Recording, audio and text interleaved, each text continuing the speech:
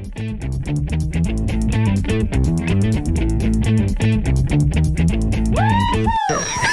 that I don't understand. I know that I don't know. I take you by my hand, but I don't know where to go.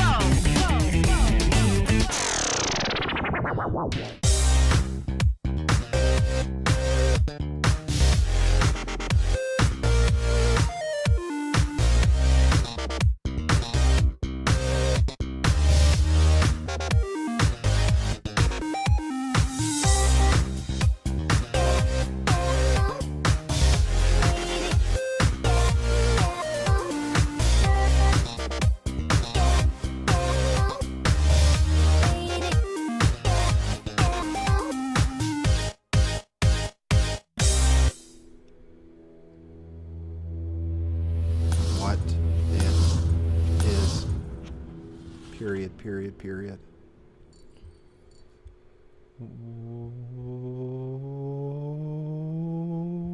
What it is, ladies and gentlemen. Welcome to this show on Lift the Veil Live.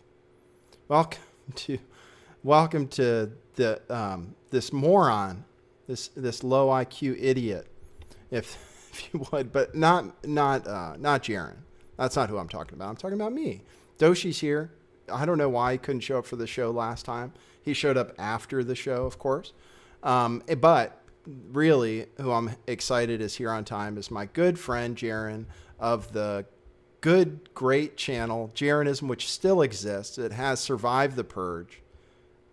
Jeran, unmute your mic or something. Say hi, man. I have to unmute my mic first. Hello, how are you? I'm great. Nice All to be things back. considered. Turn up your mic a little bit. I missed the show. I don't know if turn it up a little. Yeah, and I'll turn you up on my end too. Okay, how about there? Good. Very good. All right. Good. Everybody, it's my friend Jeran. We saw each other just a little while ago. You brought me probably the best cookie I ever had. Really? Oh, that's good. great. Yeah, I'm really into like sweet stuff like cookies and donuts. So. Although my teeth are not the best, so I kind of had to eat it like in three segments. Couldn't eat it all at once. You know, I have bad teeth too, or in the sense I get cavities a lot. My doctor said to rinse with bleach, like, and it sounds crazy, but basically put in like a teaspoon of bleach into a glass of water and then swish it around for like 30 seconds. And he said the reason if they think it works is he went to USC. The whole USC swim teams never had a cavity. So, and at first I was totally skeptical, but then I realized it is kind of just like swimming. I mean, that is chlorine bleach in the pool, you know? So I've been trying it out because I get cavities, and no matter how well I take care of my teeth, I get cavities. So yeah, I would just try to make sure he doesn't have a life insurance policy on you. And then if he doesn't, then you might be okay to do that. It's not so bad. It's like swimming, I think. You know, I was like, that's crazy. There have to be good bacteria in there that are getting killed. And he goes, well, you know, the swim team's never had a cavity. So maybe it's a cure-all. We're learning about stuff, aren't we? Oh, every day. Yeah, we're on to all the all natural toothpaste and mouthwash, and definitely trying to get rid of all the chemicals that we've been forced to use for, you know, all of our lives. Pretty sad. You and Missa, that is? Mm-hmm. Yeah, that's cool. We're talking about that on my channel too, a little bit, but we should talk about health and diet a little bit more, probably. Have you gone to hemp seeds yet much? Hemp seed oil? No, not yet. I use black seed oil though, and I feel a great benefit from it, and I recommend it to my people. It's just easier because the hemp seed oil, like there's a process, it sounded like. Yeah, there is not just straight hemp seeds. I mean, hemp seeds. Hemp seed oil. Yeah. Right. You can actually get the seeds. They you just sprinkle them on whatever you're eating. They taste great, but you have to eat them pretty quick or else they go rancid. Unless you get the shelled kind, and then there is a process that's kind of a pain in the butt. Right. Hold on, I'm fixing our split screen, so it's going to be. Oh, you know what? Let me go to it. I can sing if you want. I mean, no, it's cool. I'm just going to do it in front of people instead of behind their backs. Let's go to transform, edit transform. How about, you know, what I was excited about was like flat Earth in the news. Like you guys, Bob was featured in that article in the Denver Post. That was pretty cool. Do you want to talk about that?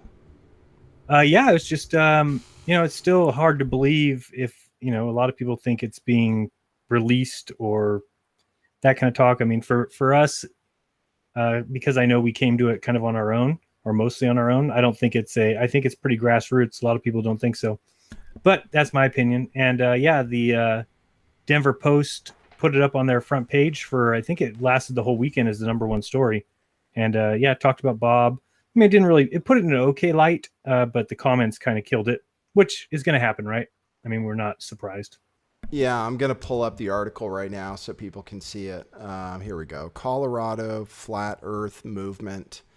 Oh, here. These Coloradans say Earth is flat and gravity is a hoax. Now they're being persecuted. The Flat Earth movement is growing in Colorado thanks to technology and skepticism about science. And then Bob is quoted. Bob, by the way, this is Jaron. He has a really popular Flat Earth channel for anyone who hasn't met him yet.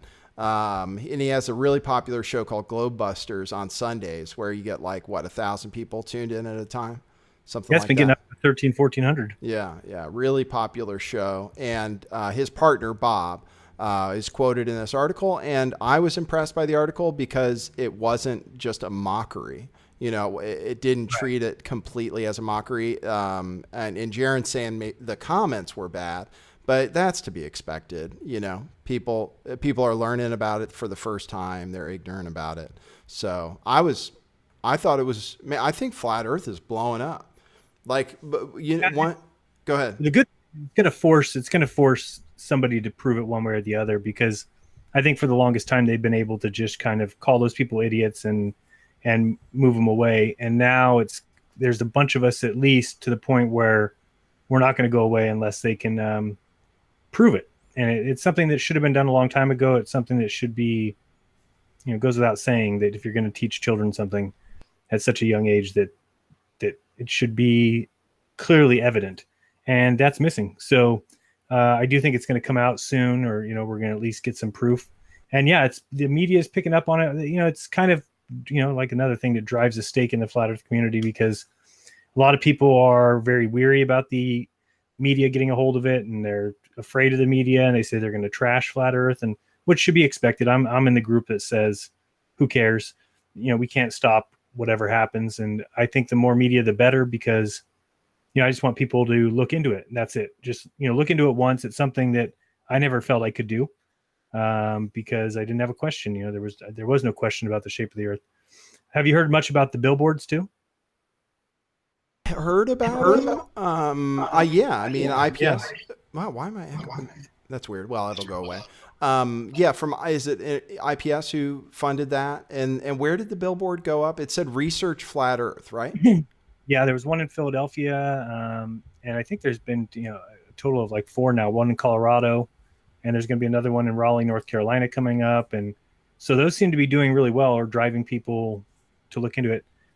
Dave Weiss has been in kind of the business marketing for a while, and he said that by far, if you're talking about getting your product in front of eyes, that billboards are number one, because you can usually get something crazy, 250,000 views in like a few weeks.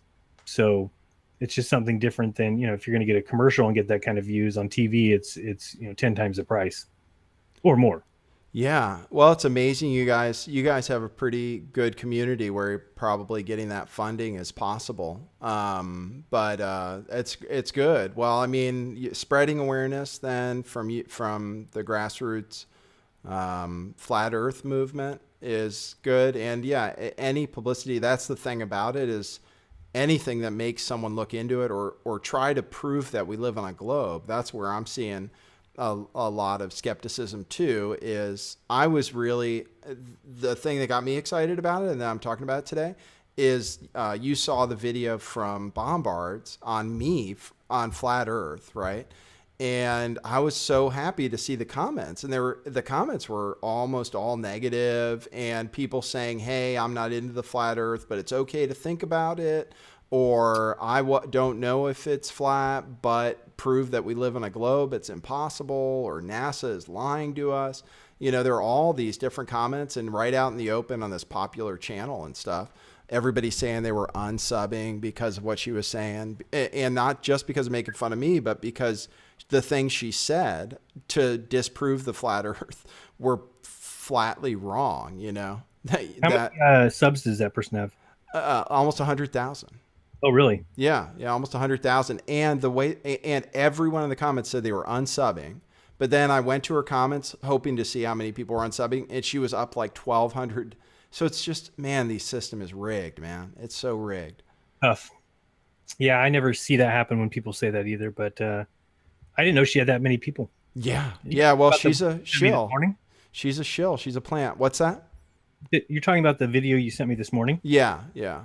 Oh, yeah, that was terrible. Yeah. I can't hear stuff like that. It's the same thing from like Jeff C. And Right. I don't understand how you can be about science and then be as close-minded and, it should be all about, it's just like, I'll tell you two stories. One, Brian Mullen, who's an engineer, who's been a flat earther for well over a year. He's part of the two guys that started the conference. And somebody called I guess there's like an ethics line for engineers. I don't really understand the whole story, but I guess somebody called that ethics line and turned him in. And his boss came to him and told him he had to turn off his channel and stop talking about it.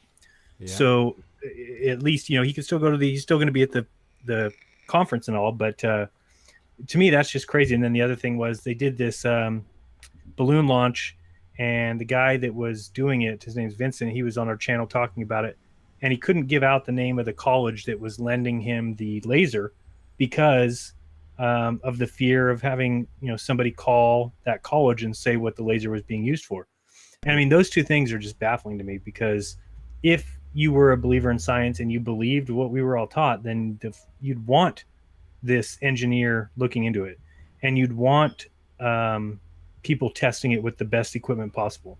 But yet it doesn't seem like that. It seems like because an engineer is talking about flat Earth, somebody's got to knock him off his perch. And because they're going to use a high-powered laser from a college, somebody would call that college and tell them it's being used to do a flat Earth test. So it just goes to show you, I mean, it's not, if science was all it was cracked up to be, then these would be things, rather than come out and drop a microphone, Neil deGrasse would have a 2-hour show on Fox where he explains and shows and proves that we live on a ball. But we don't get that. We get a name calling. We get all the things that they taught us was so wrong with the world when Galileo supposedly saw these moons around Jupiter, right? That, the church was so staunch in their position, and they didn't even want to listen to him, and they put him on house arrest because he was, and this is the same thing that we're getting now. It's just weird. It's not at all the kind of science that I was taught, or any kind of science that I did like at one time. Well, so, it's not right. It's not scientific. The people who are doing it are just being jerks at this point. But it really indicates to me that the system has fallen apart. They seem really desperate the way they're going after. Like, it's so ridiculous what Bombard did, and going after flat Earth, and the guys have going after me. It was really bizarre. And again, it seems like it's backfiring. Because there are a lot of intelligent people now who have looked into it, and you see it in the comments. The intelligent comments are from people saying she's an idiot and she should look into the flat Earth before she says anything, like that boats go over the curve. She goes, right. And I said, pull out a pair of binoculars, and it's absolutely true. And she's laughing like it, and then she says, shoot up a rocket with a GoPro on it. And people pointed out in the comments, they're like, hey, you're wrong. Do some effing research, find out about NASA and everything else. So I see it as a good sign. I mean, it's just like what they're doing, trying to discredit me. It's gone so crazy. And that it's got to be a good sign, if they're fighting this hard. I don't think people notice or see how bad they look to a group of people that have been researching and studying, like David Seaman, completely, he goes off about flat Earth and says it's a psyop, this and that. And he says, now, if you want to see that the Earth is round, just take a commercial flight. So just in that sentence, right. When you've heard these mathematicians and scientists tell you how high you have to be and no commercial flight is near there, then all of a sudden, that person looks like either a liar or a, I don't know what you call it, bad researcher. But to just say that is something that immediately, to anybody who's looked into the flat earth, turns you into a person that can't be trusted. And so, all I ask is people just to look into it. But we're seeing that a lot, with Bill Nye, with Neil deGrasse, with Lawrence Krauss. Really the scientific community doesn't have any big names to go to, when they need it. Like now, they're kind of running short because Bill Nye, with his sex junk, that didn't, he's off the list now. No one's going to listen to him. And Neil's always kind of been a pretentious ass with his science is true whether you believe it or not. And so it gets to be they have slim pickings right now, I think. Yeah, well, and it's tough because people that have infiltrated the truth community, this whole massive conspiracy of frauds, now they're having to say something about flat earth because it's becoming popular, and they, with the trust they've gotten from their audience or whatever, are supposed to discredit it. Same with like Joe Rogan. But I think it's going backwards. I really do. I think at this point it seems like it's gotten to the point where saying or being emphatic about saying that flat earthers are stupid, or that that we definitely live on a globe, it's not working anymore. I don't think. Sounds so stupid. Joe Rogan said the other day, these guys really just they want to know something that you don't. They want to feel intelligent. They want to know something that you don't know because it makes them feel powerful. It's like, idiot. Why would I be giving this information out on the internet? If I wanted to know something that you don't know, then I would hide in my bedroom and maybe start a secret society and talk about it. Such a stupid statement, because we're all out here trying to give the information to everybody. We're trying to tell people we don't want to just save flat earthers. We're trying to save everyone from, if this is the case, then anybody would admit this is the biggest deception of all time. And really, that's why a lot of us have come to this truth, because it helps explain everything, from top to bottom. All the conspiracies start to fall into place. Everything makes sense. Because otherwise, it's just, I think we were all in a world that just didn't make sense and nobody understood. And, especially the people who didn't believe in evolution or don't believe in the Big Bang, those people are really stuck in a position of like, well, what sense does this make? All these planets, all these galaxies, 9 sextillion stars. And, really it's just a bunch of nonsense because it's not able to be proven. So anyway, it just is, it's interesting to see these guys grasp at straws and try to come up with any other explanation other than just possibly these guys have looked into it and I should look into it too. Because Joe Rogan just won't look into it. He makes ridiculous comments, proving, and this is what I mean by, even if you've done a month's worth of research, you'll hear him say things and you immediately know that he has not researched it. And that's a red flag to anybody. It makes people look really bad because they come across so cocky, so like they know it all. And then when you see what the things they're saying, they don't know anything. Right, which is where this Bombard got off, is like she says something that is factually untrue. She goes on camera and says boats don't reappear when you zoom in. And they absolutely do. And anybody can go test it with a camera, or just watch a YouTube video where they show it. So that's where they do end up discrediting themselves to anyone who's serious about researching stuff. And that's the audience that's important. The audience that's important is the ones who watch our shows. And that's why they put so much pressure on us and try to discredit us and then try to take away our income. Certainly talked about the jobs thing. That's what they tried to do to me, keep people to cancel their Patreon or now just shut down my channel. So I can't get nearly as much in donations, and that's my livelihood, and that's what they go after. And why would we say something is insane and that's going to get us as much ridicule as that we don't live on a globe, or that the evidence suggests that we don't? And I want to say, as far as the importance of the flat earth or whatever it is, the main thing for me is it looks flat. It looks flat for sure. It acts flat. So it may as well be. I think our universe is different. Isn't really fixed anyway. Right. But the big thing is, the big deception to me is that it's all by accident. We just got lucky. Right. You know what I mean? We got lucky that everything is perfect. Everything ended up exactly the way it has to be for us to be here right now. Exactly. Like, it can't even be a few degrees off of anything, Really, when when you do the research and just watch the scientists go through the progression of how they came to the conclusions they came to, and you'll see that they got to many places where they had a choice, and they purposely will always choose the one that is not near the idea of a creator, that cannot have that as a possibility. And that's why we are where we are. George Ellis has said, many people have said that cosmology is trying to hide that fact that there's other models that match observations. It just so happens they went down that road, and that's why we have all the galaxies are going away from us, but it's because we live on a balloon that's expanding, and all the things that they've come up with are certainly possible based on the observations, but there's other models. For instance, the one that puts us in the very center.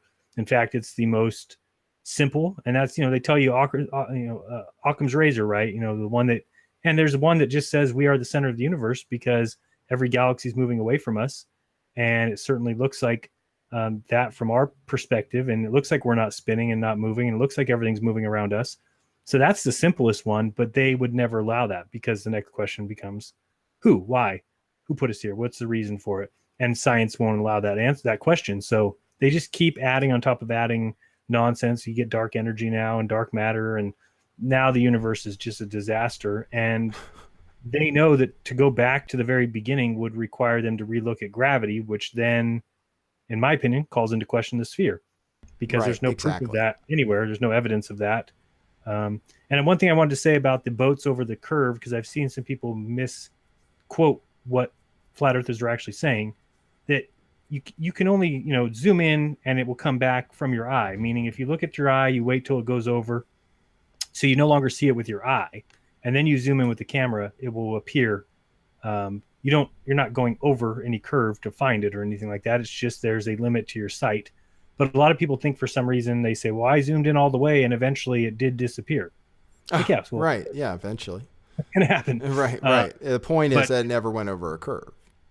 Correct. Right. Yeah. Things converge at that line of convergence. And a lot of people are confused about things disappearing from the bottom up. But if you think about, somebody walking away from you, a couple miles down the road, if you just kept watching them, well, the first thing that would disappear is their shoes, because their feet will melt in with the horizon line, and probably the last thing that you're going to see of that person is their back and then their head. And that's just because that's the things that converge at the horizon line, at the vanishing point. So what's the furthest from the vanishing point, your shoes or your head? Obviously your head is furthest. So your shoes would disappear first, and then the last thing to go would be your head. Same thing with a boat. And these are the kind of things that need to be, addressed, and they're not, because when you look at the history of it, that's the reason they gave all these reasons that the ancients knew it was a sphere, and they've all been disproven via optics and new experiments, things like that. I don't know. They told us that water goes down the opposite way. Things like that now have been proven to be false. Right. So, do you ever tell lies to get across the truth? Usually not. Usually you tell lies if you're trying to get somebody to believe a lie. You don't really need to lie to get the truth across, and it seems like that's what they did.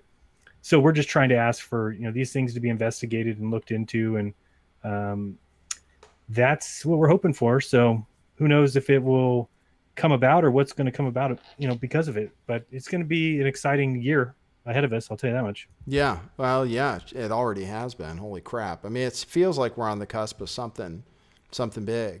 So, yeah, as far as the flat earth, I'll finish it up. Then maybe we can get into crypto.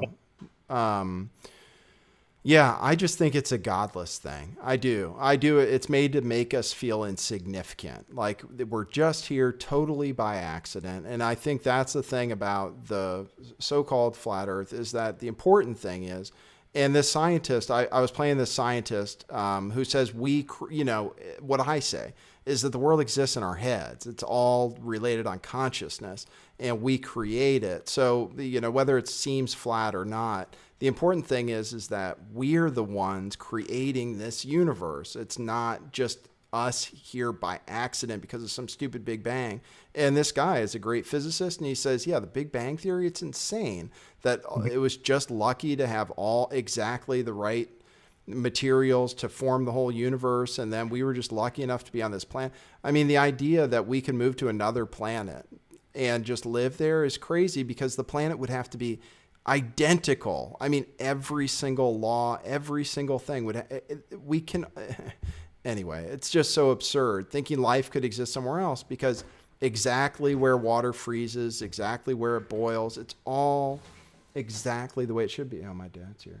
It's all perfect. Hi, Dad. Hey, Dad. No. What's up? I'm on the radio.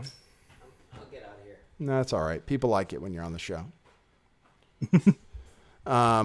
You want to talk? Maybe you can educate me about crypto. So I don't know if you've heard what I'm saying. I turned a corner on it. So we're talking about Bitcoin, Ethereum, and Litecoin now at this point. The three currencies that you can purchase on Coinbase.com, which I tell you guys about, but I don't promote. There's no link in my thing, and I don't get any money for you guys going there. You can donate after you make money, but that's it. So, but since I looked into Project Mayhem, which is this like cult thing to take over the world, one of their big things is Bitcoin. You know, apparently they gave a homework assignment to all the people following Project Mayhem back when Bitcoin was like $10 to take their money out of the system, stock up on Bitcoin.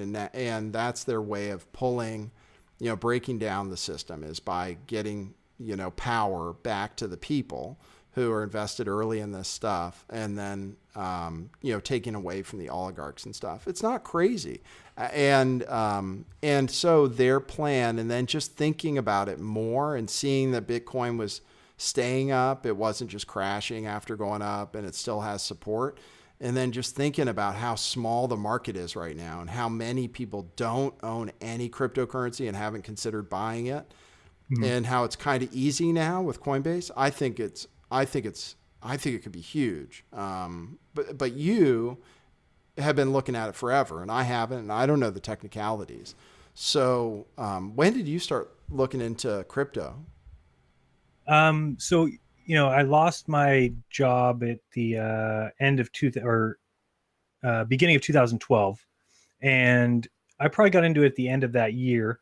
And the reason why is because I was working from home. We were doing the bookstore, and I was just trying to find something to do online. Obviously, I don't know if anybody's ever tried to start an online business, doesn't go as quickly as you would like. Nobody knows your web address, and you're trying to do social media, whatever you can to get people there, and it takes a while. So in my free time, I was just kind of looking into some things. I saw people talking about Bitcoin and looked into it and liked the idea behind it. And so and this is like when it's very first starting. There was no sites really about it. I got involved in the forum, and then I started to look for some jobs because I said, you know, there's probably going to be sites coming out that need writers, and I thought I could write. So I got hired as the security writer, safety and security writer for bitscan.com. They're still around. And then also an article writer for cryptocoinnews.com. So that was really good. They were paying really good. At the time, it was like, I don't know, $60 for 2 articles a week. Now, if I would have kept those Bitcoins, it'd be worth, it'd be like I made $1,000 a week. But, you know, one time I had 44 Bitcoins, believe it or not. And wow, that's crazy. Now I have like 0.7. Oh, man. So what happened was, and I'll kind of give this story just because I think it's good for people to hear. It goes through my, my troubles with it, or what happened with me. And some people have heard this story, some people haven't. Really tough kind of situation. And then also I'll show you why I disagree with your assessment as of right now. And that could change. But the reason I don't recommend it to anybody or anything like that, after I did or I was writing for those companies, my editor told me to interview a guy named Michael Moriarty. So I said, okay, I'll interview him. And I looked him up, and he was somebody who owns like 50 sites. It's pretty cool. He's a new, he calls himself the Bitcoin guru or something. I looked him up on LinkedIn, and he had a PhD from Stanford and a couple other former jobs, looked legit. So I do the interview with him. It was just a simple email interview where I basically emailed him questions. He answered them. I had some follow-up, and then that was pretty much it. So I wrote the article, put it out. It was well received. I saw it, pushed around the internet a lot, saw it on all the forums, because he had 4 or 5 big name sites he was pushing that he was behind. So about 2 months after that, so I stopped talking to him and we did the interview, everything's, I'm on to other articles. About 2 months after that, I got an email from a guy. His name was Ricky James, and he told me, "Hey, I read that article that you did with Moriarty," and he said, and I went to one of his sites and I dropped $80,000 there, and he hasn't returned the money yet. I've been trying to get him to answer my emails. He won't even answer my emails. Can you see what's up? So I'm like, yeah, sure. To me, I'm thinking this has got to be a mistake of some sort. So I emailed Michael and said, "Hey, Michael, I got this guy telling me that he put $80,000 on your site." And he said, "No, I don't know anything about it. No, didn't see anything like that." I'm like, "What?" So I go back and tell the guy, "No, he doesn't know anything about it." He said, "Well, here's my transaction number." And the way Bitcoin works, I was able to go to his site, Moriarty's, and go to drop money there, and I can see what address it's being paid to. It's the same address that Ricky James paid to. So I went to Michael and said, "This is the transaction number, Michael. It's your your wallet address." So he said, "Oh, I do remember. I did get that, but I paid him out. So I said, "Okay, can I see the transaction number?" Because people think Bitcoin is anonymous, and it is anonymous to a certain extent, meaning if I'm going to send my sister $1,000, I can do it anonymously so that nobody would ever know. Now, I do think that is something that should be something that we're able to do. If I want to give my sister $1,000, it's nobody's business, not the IRS, not the government's. It's nobody's business. So that I think should be able to do. And you can do that with Bitcoin, but every transaction is logged. That's the whole point of Bitcoin. It's done in a ledger. That's what mining Bitcoins means. You're actually doing the work to submit transactions into the ledger, make them official. And that's how coins go from person to person. So anyway, I was able to look and see that he had no payouts. So I said, "I need your transaction number. Michael, give me the transaction number," because there should be a transaction number showing the transfer of these coins to a different address. And he finally wrote back and said, "You know what? I think those coins are dirty. So I think the person who put them in here got them by illegal means. So I'm not going to give them back." And at that point, it just became like, is this really happening? And I felt bad because I was in the middle of it. And still to this day, I don't know the truth. I don't know if the guy, Ricky James, if he actually did read my article and then went and dropped the 80,000 there, or if he had dropped the 80,000 there, then when he didn't get an answer, went crazily looking through the internet to find any information on him and found my article and then contacted me. But irregardless of that point, the next 6 months were spent pretty much most of my time trying to find this guy. And he absolutely did a number on me. He started JeransCampanella.com, said I was a Bitcoin scammer and extortionist. I got fired from both my Bitcoin jobs, my writing jobs, pretty much just destroyed everything I was doing online. I think it hurt my bookstore. I think it hurt everything I was doing online. Anybody who searched my name would find that website. Now, granted, if you go look for it now, it won't be there because the IC3, which is the Internet Crimes Division for the United States, has pulled that site because it's illegal. You can't just put up false accusations. But of course, then when I started on the flat Earth thing, a lot of people went to that and said, "Oh, Jerans a Bitcoin scammer." Oh, here, and they went and looked at the Wayback Machine and found that article. Then started saying that I'm Michael Moriarty. Just a big disaster. And everybody, running with that story. And it's still something that sticks to me to this day. People still say, "Oh, Jaran, he's a Bitcoin scammer," when nothing like that is the case. And even Ricky James has shown up in different forums to back me up and say, "Hey, because we become good friends." He actually, that money was worth the other day, something almost 320,000. And that was sadly his life savings. What he did is he had 20,000 in savings that he wasn't really supposed to touch, and he turned it into I don't know if you heard of the coin NXT. No. Yeah, it's this other coin, and he put the 20,000 in NXT and turned it into 80,000.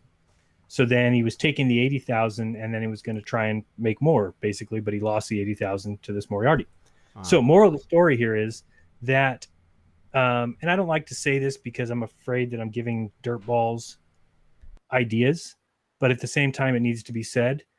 If I was a bad person, I could easily do what Moriarty's doing, which is run your accounts through proxy addresses and things like that, be under a completely fake name, purchase fake sites or purchase sites under a fake name, and run scam operations. And guess what? You won't get caught. Can you go to the internet real quick? I'll tell you, go to a site. You'll be shocked at this. Sure. Remember, this was back in 2014 that he took this guy's money. Okay. Go to Coin2Pal, CoinTopal, coin2pal.com. Okay, so this site right here has been running for, I don't know, 2-3 years. It says, I want to receive blank US dollars to the PayPal email address blank in exchange for, so put $100 right there in that little slot. Just put 100. Okay, so it's telling you then to send that much Bitcoin, 0.04363261. And if you hit open transaction, it will give you the address to send it to. And you would send it to that address, and you would put your PayPal email address here, and you would think you're getting money to your PayPal. Guess what? The site is owned by Michael Moriarty. You will get absolutely nothing. He steals every penny that comes into this site. He's stolen over $3 million that I can track, and nobody has done an effing thing. He's allowed to do it. So this is the problem that I have with Bitcoin. And then here's another problem I have with it. The more that I've gone through this and seen IC3 try and do something, and seen even the FBI try and do something, and they don't, it leads me to believe what Missa has been telling me for 2 years, that she thinks Michael Moriarty works for the government. And it's probably the thing that makes the most sense to me is there's no other reason. If it was anybody else who I have proof that he's stolen $3 million, and nobody will listen to me. Nobody will do anything because he operates under a fake name. They don't know where he lives, where he's at. You don't know anything about him. But you'd think that the government would have a way of tracking that down. They don't care, which tells me that they want Bitcoin to be stolen, that they probably have these set up everywhere. And the goal is you think that you are buying Bitcoin and you're going to take over the government, when actually the government is the one collecting all the coins. So that's where my opinion differs from yours. I think that the idea behind Bitcoin is great. I think that it's the future. It is the way that voting will be done in the future. It is the way that home ownership will be done. It is the way that any kind of legal paperwork will be done, is through a blockchain. But in this particular case, when you have businesses that, it makes sense to me now why we have KYC laws. If people know what those are, it means know your customer. It's required of all banks in the United States. They need to know your social security. And these are the reasons why. Because now here, when I say that he's stolen $3 million, there's another little caveat to that. That $3 million is sitting in an account because he can't get it out. That's part of the thing, is that in order for him to ever cash it out, he can buy things with Bitcoin. But in order for him to cash it out, he would have to have an account like at Coinbase or one of these other exchanges. And then they have KYC laws. So they're going to require verification of your identity, which this is why. So, I mean, you could go look up, I could give you 50 sites that Moriarty owns to this day, that if you drop a penny at, they will be stolen from you. And I'm going to go ahead and do a video. I've been talking to Ricky James about it. We've been secretly trying to get him for, going on 3 years now, 3 years in July, 3 years today, 3 years, the 14th just passed. Wow. And we've gotten nowhere. And the story is just ridiculous. I mean, the guy used to send me, have you ever read the book, The Prince by Machiavelli? Funny enough, I don't think so. I don't think I've read it. I know it's a big one. Tallest books of all time. Yeah, I know. I haven't read it, I don't think. And the guy used to send me every day. He'd send me an email with a quote from the Prince in it. Complete and total psychopath. And would get friendly with me just out of nowhere. Would just ask me, "Hey, you want to write a couple articles for me?" It's like, dude, you stole $80,000 from Ricky James. Like, give it back, and let's, then we can move on. We can talk about other things. Never. And here's the thing that even happened. Eventually, he did agree to give it back. And this is like, it's hard for me to even say without, getting. But that Ricky James, when I called and told him that Michael was going to give him the money back, he was crying, because that's $80,000. I mean, it's more money I've ever seen. And So I got him in contact with Michael. They emailed back and forth. Michael got his address and then sent him 0.01 Bitcoins. And then Ricky said, "What's this for?" And he says, "Oh, I was just testing to make sure that the account worked." And that's all he ever sent him. Wow. Which is the equivalent of about $1. So yeah, it's what I would tell people to be weary of is you need to just make sure. I mean, I still use Bitcoin and I still think it's an awesome item, but I think you just have to be really careful who you're putting the money to. I mean, how many people do you think go to that site and drop $100 or $200 or $300 in Bitcoin to see it stolen right from under him? And then he's so smart. I mean, well, people know that if you report to PayPal that you're using PayPal to buy Bitcoin, they'll close your account because that's money exchange, or it's money currency exchange, which PayPal doesn't allow. So they'll shut down your account. So a lot of people go there thinking it's going to be like a, no questions asked kind of transaction. And then when they don't get it, what are they going to do? They can't call PayPal. What's PayPal going to do about it? So there's nobody to call. And this is the thing that's a problem with it. I've seen people lose $50,000 because they lost their password. And as the safety and security writer for BitScan, one of my big things from the beginning was, this is the problem we're going to have. Not only are our passwords way too short and too easy, but as they get longer, people are going to forget them. And I think you can go to the site. It's called How Secure Is My Password? Good place to start because it shows you, as you type in your password, it tells you how long it would take a computer at the best computer we have right now to hack your password. And people will be shocked that your passwords can all be hacked within 5 minutes, even if you have a 10-digit or 11-digit. So, I recommend a good password storage place. I use LastPass. It's a self-encrypted. It's encrypted on your machine, and I use 1Password. It's 1Password for all my sites, and it's through LastPass. So all my sites have like 25-digit or 25-character passwords. And I just insert my little short one. And as long as nobody gets my 1Password, but LastPass allows you to do things like restrict IP address. So if anybody tried to use my one-time password from a different IP address, then it would block them. And then it emails me and texts my cell phone. So it's just it's one of those good kind of quality sites that allows you to protect yourself. And I trust them. But, just you asked me before about Coinbase, and I think you definitely want to not store your coins at any kind of online place like that, because I don't know if you heard about what happened with Mt. Gox. I did. Yeah. That's why I wanted to ask you. Yeah, I have a lot of things though to say. First of all, the password protector. Yeah. I use something even more, harder to use. I use KeyPass. KeyPass allows for 2-stage verification, and it's a file, and that's all you get. It's never online at all.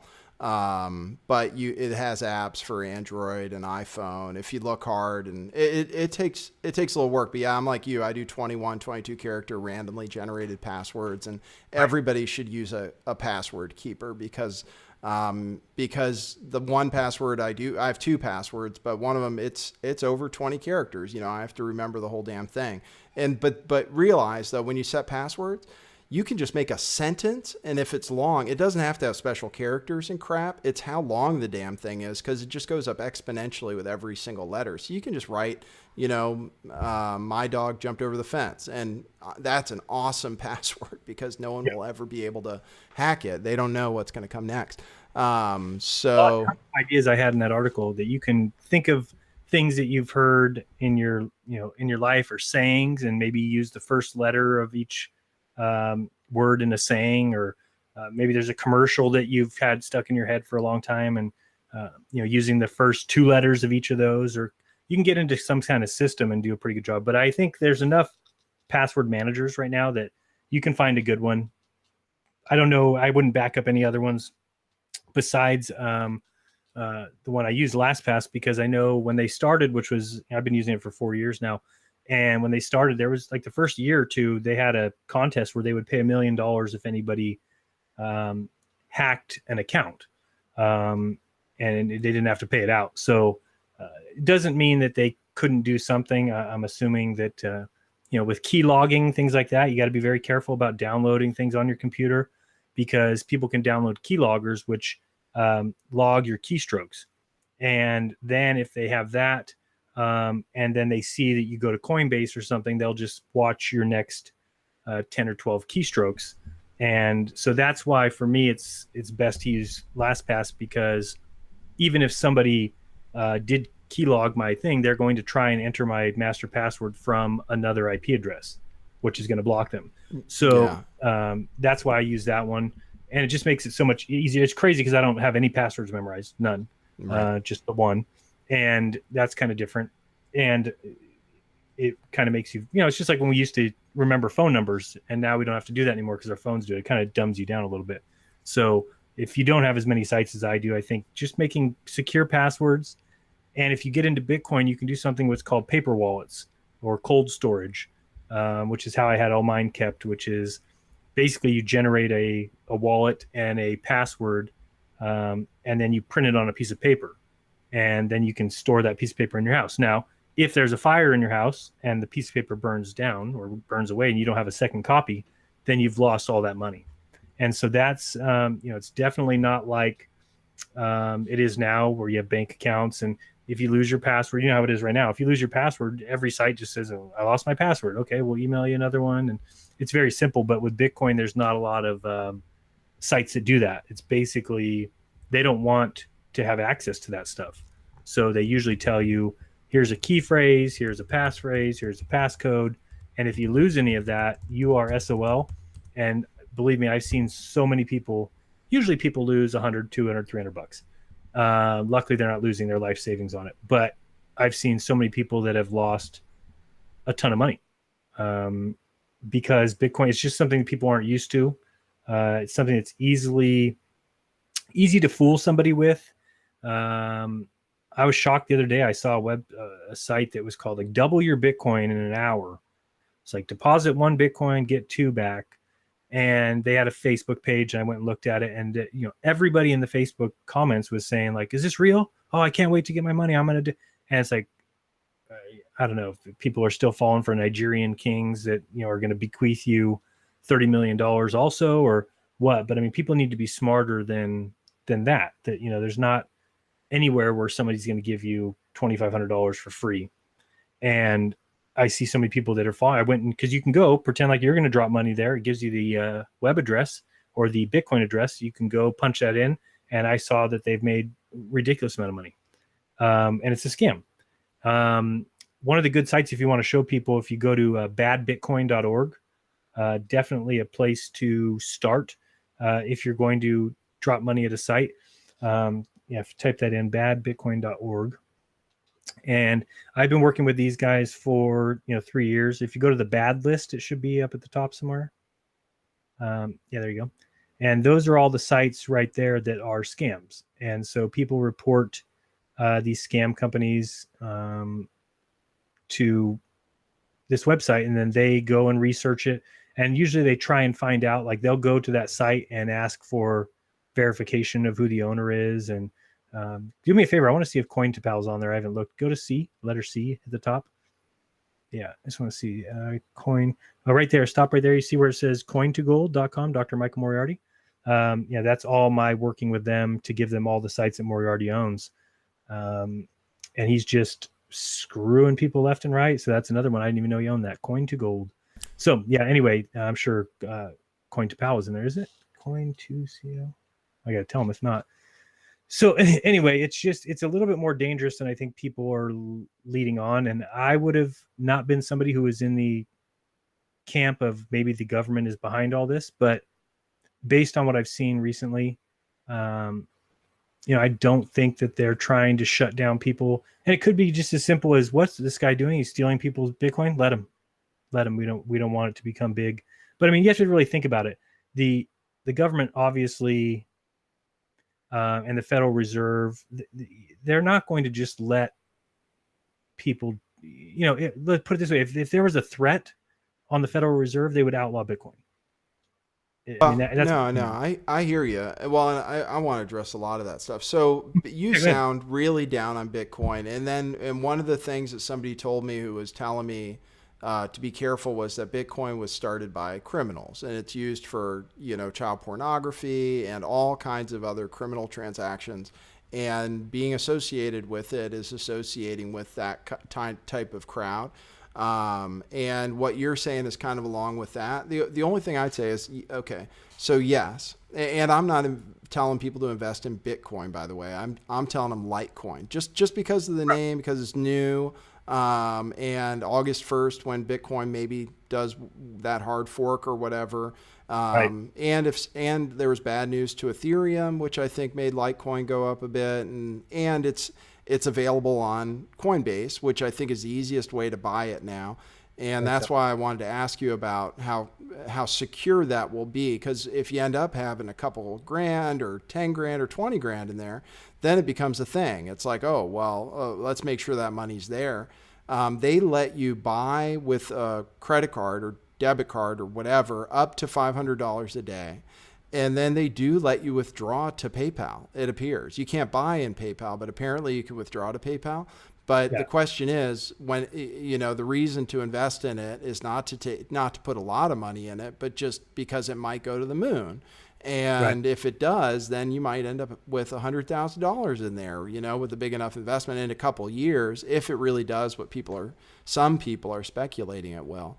And I understand the speculation. And even you're saying, be careful with Bitcoin, and definitely be careful who you transact with or who you send money to. You can safely send it to me because I don't promise anything. I have my Bitcoin. I don't know if I put it in the description, but I have Bitcoin, Ethereum, Litecoin now because sure, I'd like to get donations in those because I think they'll go up in value, or there's a big chance. I don't want to say that. I'm certainly not saying that if you use it, you are associating with criminals, because that would be the equivalent of saying cash. Right. I mean, but he said don't use cash because cash is the number one payment method for cocaine sales. Well, yeah, of course it is. So that's the same thing for Bitcoin. Of course, criminals are going to use it. And that was something that was seen a lot at the beginning too, is people were doing ransoms, like taking over internet sites and then demanding. I have an internet. I don't know if anybody's ever email provider called Proton Mail. Mail. It's protron.ch. They're a free encrypted email server. And I don't remember if it was earlier this year or maybe it was the end of last year. They had their system like DDoS attacked.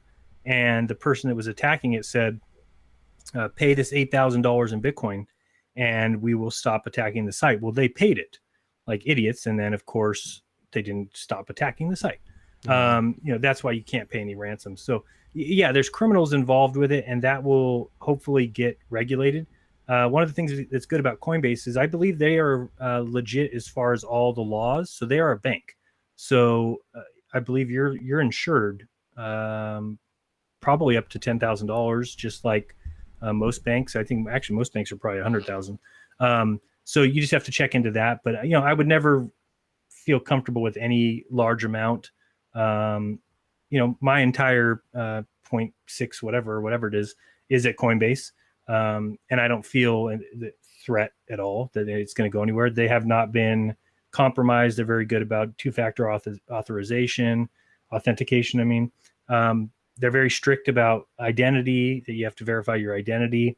So yeah, the only thing is just if you go to some random website, make sure that you do some research and not just topical. You need to actually spend some time, get some people's input, real people. It's no longer okay to search on the internet. For instance, if you search, is Coin2Pal a scam? Well, Moriarty, I'm sure, has posted 3 or 4 or 5 or 10 comments as if he's somebody else, saying that it's not a scam, that it works great. In fact, go to this site, go to Bitcoin Scammer. bitcoinscammer.com. And this one's crazy. It's just talk about insane. This is the kind of world we live in now. It makes me sick.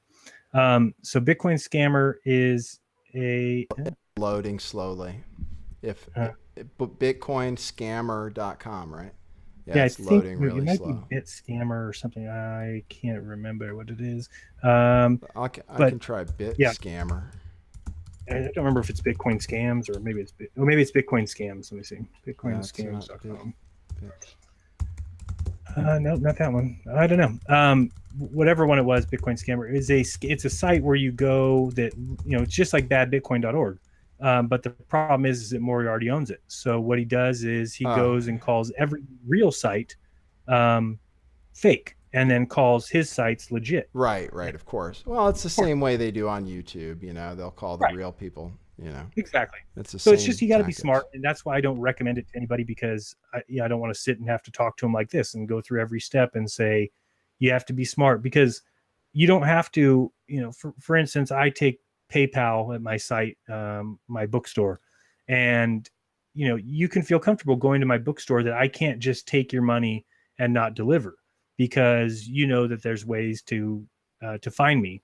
And we can trust PayPal for the most part. I think that they're, for the most part, really good at verifying identities, that there's not a lot of people out there with a fake PayPal account that you will pay money to and they'll just not return it. Because even if they did, you could call PayPal, say, I paid money to this person, I went to buy a book from Jerans, he didn't send it, and they're going to debit my account and give it back to you. So, as much as we hate, because I hate PayPal, I hate a lot of these companies, but at the same time, now I see their value when I see what can happen with a unregulated industry. It just means be smart. I'm not even saying I'm not even downplaying Bitcoin, because it is the future. How you go about getting a system where either you have to verify your identity, or there's some, because I don't mind having anonymous transactions. I believe in anonymous transactions, but you cannot be anonymous if you're doing business and taking other people's money in exchange for a service. That's the problem that exists. What's your opinion of that? I mean, there's just no way, right, that we could ever have a system where you could, and there is actually a coin that's trying to do it. There's a coin called BitBay, BITBAY. Its symbol is BAY, and they have a system called smart contracts, where if you're going to send me your shoes in exchange for $100, you put up $100 into the system and send me your shoes, and I have to put $100 in the system before you send me your shoes. But what that effectively does is it creates a situation where neither person would possibly screw the other person, because we both have investment into it. Meaning, you're not going to screw me by not sending your shoes, because you already put your $100 in the system. So if I never check off that I got your shoes, you lost that $100. So what that effectively does is it makes it, there's no incentive for you to screw me. And in the same wise, for me to pretend like I didn't receive your shoes, which if anybody's ever dealt with eBay, these kind of things exist. It does me no good, because I already put my $100 in the system. So what it does is it doesn't release your $100 back to you and clear the transaction until both of us agree that the transaction went as planned. So it's a creative system that coin is very cheap right now. I want to say it's half a cent or a cent and a half per coin. And it's something that's just started becoming kind of big. Yeah, if you go where it says market, the third, that's it. So it's at 2.5 cents. Yeah, and you'll see that went up. Now, here's the crazy thing about this coin. I bought this coin at its initial coin offering, which is called an ICO. I bought a ton of it right when it came out. I think it was March of 2 years ago. And the reason I bought it is because of that smart contracts. And then I didn't even, in fact, the other day when I saw that it went up to. When you say you bought a ton of it, tell us how much money that was. When you say a ton, $16. $16. He bought a ton with. Well, yeah, it was like Right. 36,000 coins. Right. So it just so happened I had $30 or $16 in this account, and that coin was having an ICO, and I looked into it and said, "Oh, I like the idea of smart contracts." So then the other day I saw in a forum that it was at 4 cents, and I was thinking, 4 cents, like what? Okay, let me see where Well, the hard part was I spent an entire day trying to find those coins, and that's the kind of thing that, it was 2 years ago. Right. And I bought $16 of some coin that was 0.0002 cents a coin. So, you just have to be really careful. Luckily, I found them, got the wallet hooked up and everything. And so, yeah, buy that coin, make it go up to make it go up to $1 a coin or something. Right, right. Well, can you exchange it for cash relatively easily if you want? Yeah, Okay. well, it's in an exchange, so Yeah. you would have to trade it for something that's cashable like Bitcoin or Right. Litecoin, because some of those bigger coins are the only ones that really will let you do that. Convert to dollars. You can convert to other crypto, but not dollars. Yeah. And that's a lot of those places are you can do that, or you can buy things with them. And so the sad thing is I don't really think I ever got cash for any of the Bitcoins. Now, when I say I had 44 at the time, they were, by the time we were letting them all go or I was buying things with them, they were down to like 30 or 40 bucks. And then the ones that I made from writing, that's when Bitcoin was at about 250, and we saw it go all the way up to 1200. And then as it dropped back down to 300, 400, 200, that's when I lost it all. That's when, and then of course it flies back up to, what was it at 20? It's a 26, 27 today, right? Did now. it get over 3? I don't think it ever did. Here, I'll look at the chart. 1 year chart. It got up to a high of almost 2,900. Okay. Yeah. Which is almost crazy. And I've heard people say 10,000. I've heard 500,000. Have you heard the people saying that? The guy McAfee says if it doesn't get to 500K in 3 years, he's going to eat his own dick on live TV.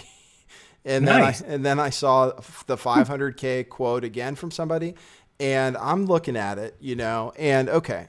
So I can even grant everything you say is true, and you're still saying it's not a bad investment in my head because you're saying it's the future. That's what a lot of people are saying. What I'm telling people is put in whatever you can afford to lose pretty much, and then forget about it and then by the time you can, and then don't ever think about that you're going to convert it back to dollars or think you're going to spend it. Because it really is people-driven value, and it cannot be, it's not going to have the same kind of fluctuations the dollar has. I mean, our dollar is worth, a penny versus what it was, 70 years ago. And, that's because of inflation, and this is inflation proof. So if people don't know how it works, and I don't know if it's every 10 minutes still.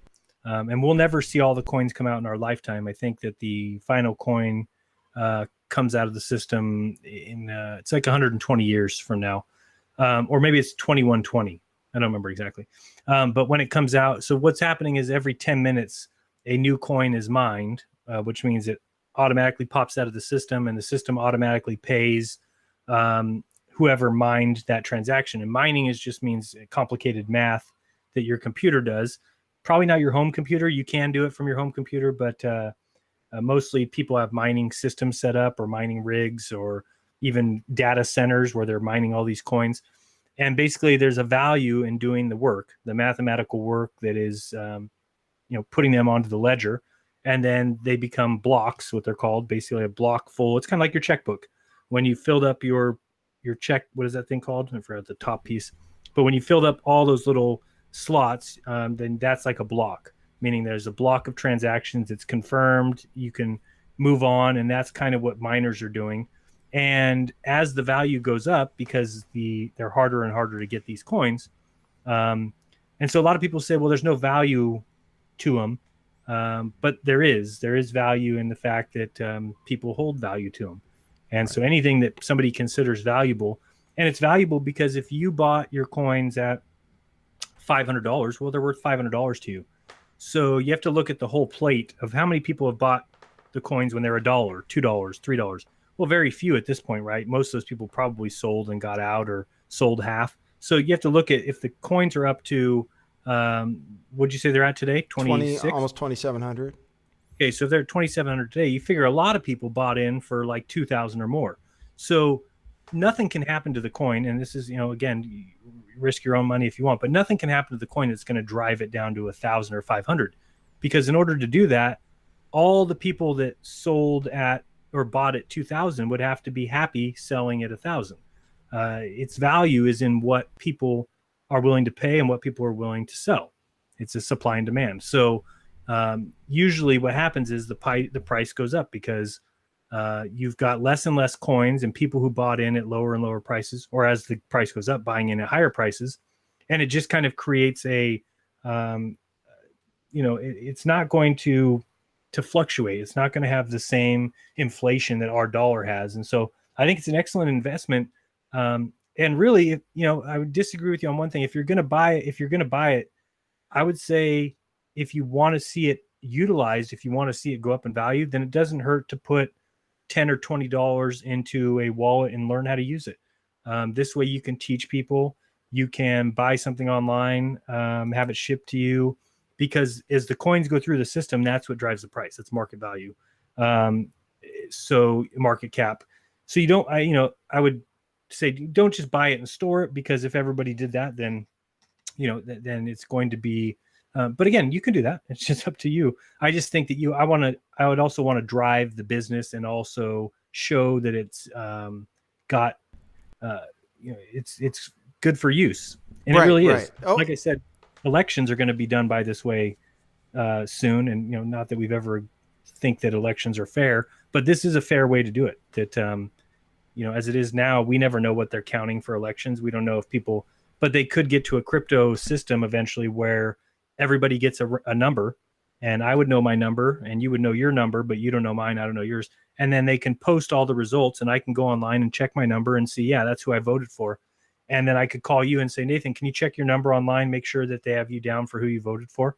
And you'd be able to look online and say, yeah, they have me down too. And that's a good way that, everything can be checked and the totals are tallied up. And that's the way, like I said, home ownership, escrow accounts. That's another thing, you can get a good escrow. There's a lot of good crypto escrow sites where, both people have to send their thing to the escrow guy, and then he sends it out, or he gets confirmation from both people and then releases the money and the product. So there's a lot of interesting ways, or creative ways people are adding to this whole field. But it's definitely the way of the future, getting away from the whole idea of printed money. Bitcoin cannot be counterfeit. It's impossible to counterfeit a Bitcoin. You can fall for somebody's counterfeit tricks, but as far as, grabbing $100 bill from somebody and finding out later it's fake, that won't happen with Bitcoin, because your system checks it against the database to make sure that coin has never been spent. That's basically what the ledger is if you receive a coin, it's got a specific number attached to it, or any portion thereof. And when you spend it, the system checks it against the register, checks it against the whole list, and makes sure it hasn't been spent, then confirms the spending. It goes into the block, and then however much you have left goes back to you, and it continues on that way. So it's definitely a people ran system. I'm a little worried that the government is a little blasé about it. They seem like they are a little like they don't care. And that's what makes me worry, is do they have somebody, who's collecting all these coins somehow, and they're going to end up with the majority of them at the end. You never know with those guys, Somebody told me that that the government is one of the largest holders of Bitcoin. And that's another reason, like people are saying, actually, that the Fed and big banks even are behind cryptocurrency, and that, but all of it says to me that it's a better investment than keeping your money in dollars. And I can explain what you're talking about is maintaining value. It's just like precious metals. The reason that the value is based on how many people own it. Basically, it's the same with Bitcoin. Is the more people buy it, the price goes up, because because they can't just suddenly press a button and print 1 million Bitcoin for no cost. People have to mine the Bitcoin, and that becomes more and more expensive, because the problems they have to solve become harder and harder, and that builds value into the Bitcoin. And the interesting thing is, if you think of precious metals like gold, yes, people say, well, you can always dig more gold out of the ground. Yes, but it costs money to do that, and it costs more and more money the more gold is pulled out of the ground, because you have to go deeper. And that's the same with Bitcoin and cryptocurrency. Is the problems to solve become progressively harder, and that last coin might take 100 years to mine or something. I mean, that's the way it works, and it costs more and more to do it. So the way the currency balances is like right now they're still saying it's not necessarily worth it for all the equipment you have to buy and all the electricity you have to consume to mine these coins. But the whole thing about it is if the price goes up another $1,000, then all of a sudden it is worth it. And then you'll see all the miners mining more coin and then more coin going into the market. And then when more coin goes in, that's more supply, then the price comes down. So ideally there's, some kind of balance is what you're talking about. Yeah. It's finite though. I mean, there's no, and it's finite, miners cannot mine faster. Right, but more of them will do it when the price is higher. Correct. Right, a lot of miners, like if the price gets too low, they're just going to stop because it's more expensive to mine. It's what happens with gold too. Is if the price is too low, and oil too. If the price is too low, stop digging because when you dig it out of the ground, it's not that low. Because I mean, my computer can mine Bitcoin, so can yours. Yeah, but it's a question of how much you consume to do it. Right. I mean, right, because it costs money. Right. And then also there's a lot of pools out there, which are mining pools, which means you can hook your computer up to a mining group. And let's say there's 1,000 people in this group. Well, if any of those computers mine the coin when it comes out, then they split it through everybody. So there's a lot of those pools, which mining will never go away. There's always value in mining, especially when you get to this point to where, the price has gone up because if it was at $1, well, then nobody is doing transactions, which means mining is incredibly easy because there's no mathematical equations to do. That there's, the coin was spent 10 times during the month or, whatever. But the more it gets used, the harder it is to mine. But the more it gets used, the higher the value. So it's like you said that it is kind of protected. It is like gold. I know a lot of people don't think that there's gold at Fort Knox, and but then again, another thing that people don't think about is the government could have in an underground vault, 1,000 tons of gold that nobody knows about, which they hide in case for whatever that would drive, people wouldn't even know that it was slowly coming out. And so there's all these possibilities with gold, or obviously we know what happens with the dollar. That's a complete scam, top to bottom. The whole debt system is a scam. But with Bitcoin, it is a little bit safer. They could have somebody like Moriarty on their payroll where he's case pocketed 3 million or whatever. That's not going to make or break the market. Well, and it's still there. It's not like what you're talking about is that, and that is the thing about it is gold and silver, I think, are still safer than crypto, safer in terms of the downside risk. And they'll still go up in the same circumstances, and they're going up right now the same time Bitcoin is. It's just not nearly as dramatic. Right. And I don't think there's anybody saying that, there might be a chance that gold will be at 500,000 an ounce either. Exactly. No one's saying that. Right. Because it's a mature market. This is why I see the upside is nobody, if you think about it practically, nobody owns crypto right now. And I'm seeing it become easier. I didn't own crypto until maybe a week ago or something when I bought a few Litecoin, just thinking it could go up to 200, 300,000 in 3 years. And it's possible. And what's to lose? You don't have to make a big investment. It's just like your $16. It's like, okay, exactly. Here you go. I lose it. And yeah, just always with any investment, know that when you spend it, that, take the idea that you're going to lose it all. I felt bad because Mrs. Dad emailed me about 3 months ago, maybe 4 months ago, and said, "Hey, what's going on with Bitcoin? What do you think I should do?"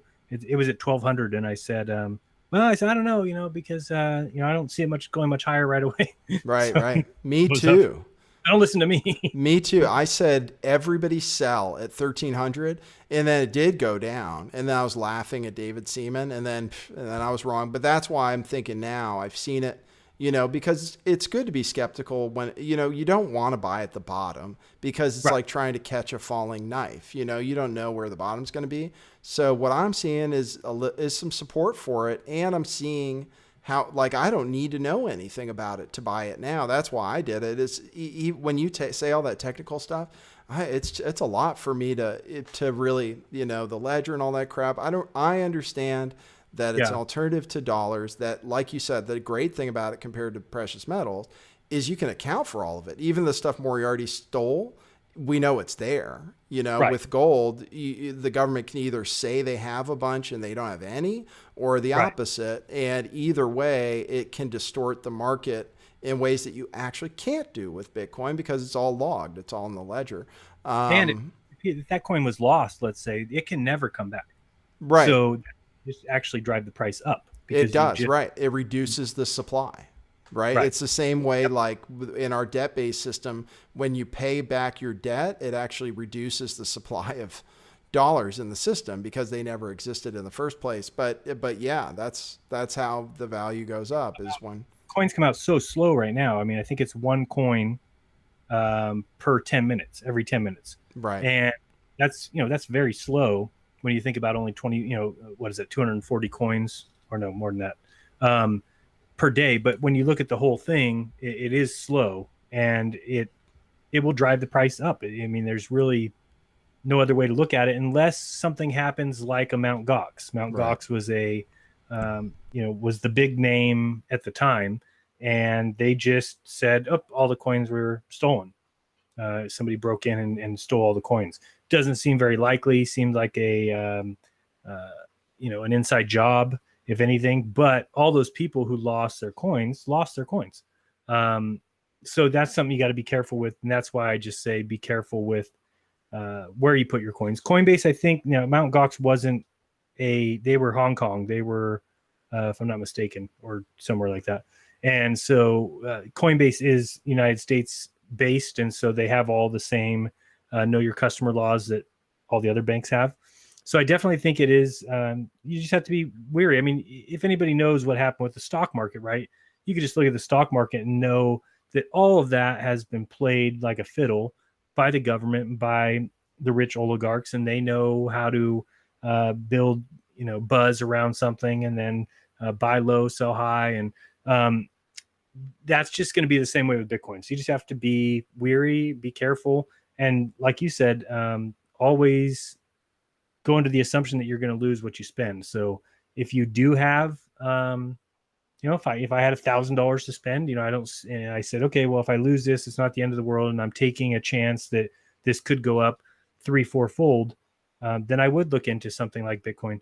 And if you really have $100 to waste or something, then something like I said with BitBay, because on that one, the return on your investment could be huge. I mean, if it keeps going the way it's going, and like I said, I bought it back in, I want to say it's 2014, it might have been early 2015, but that means that the coin's been around for 2 years.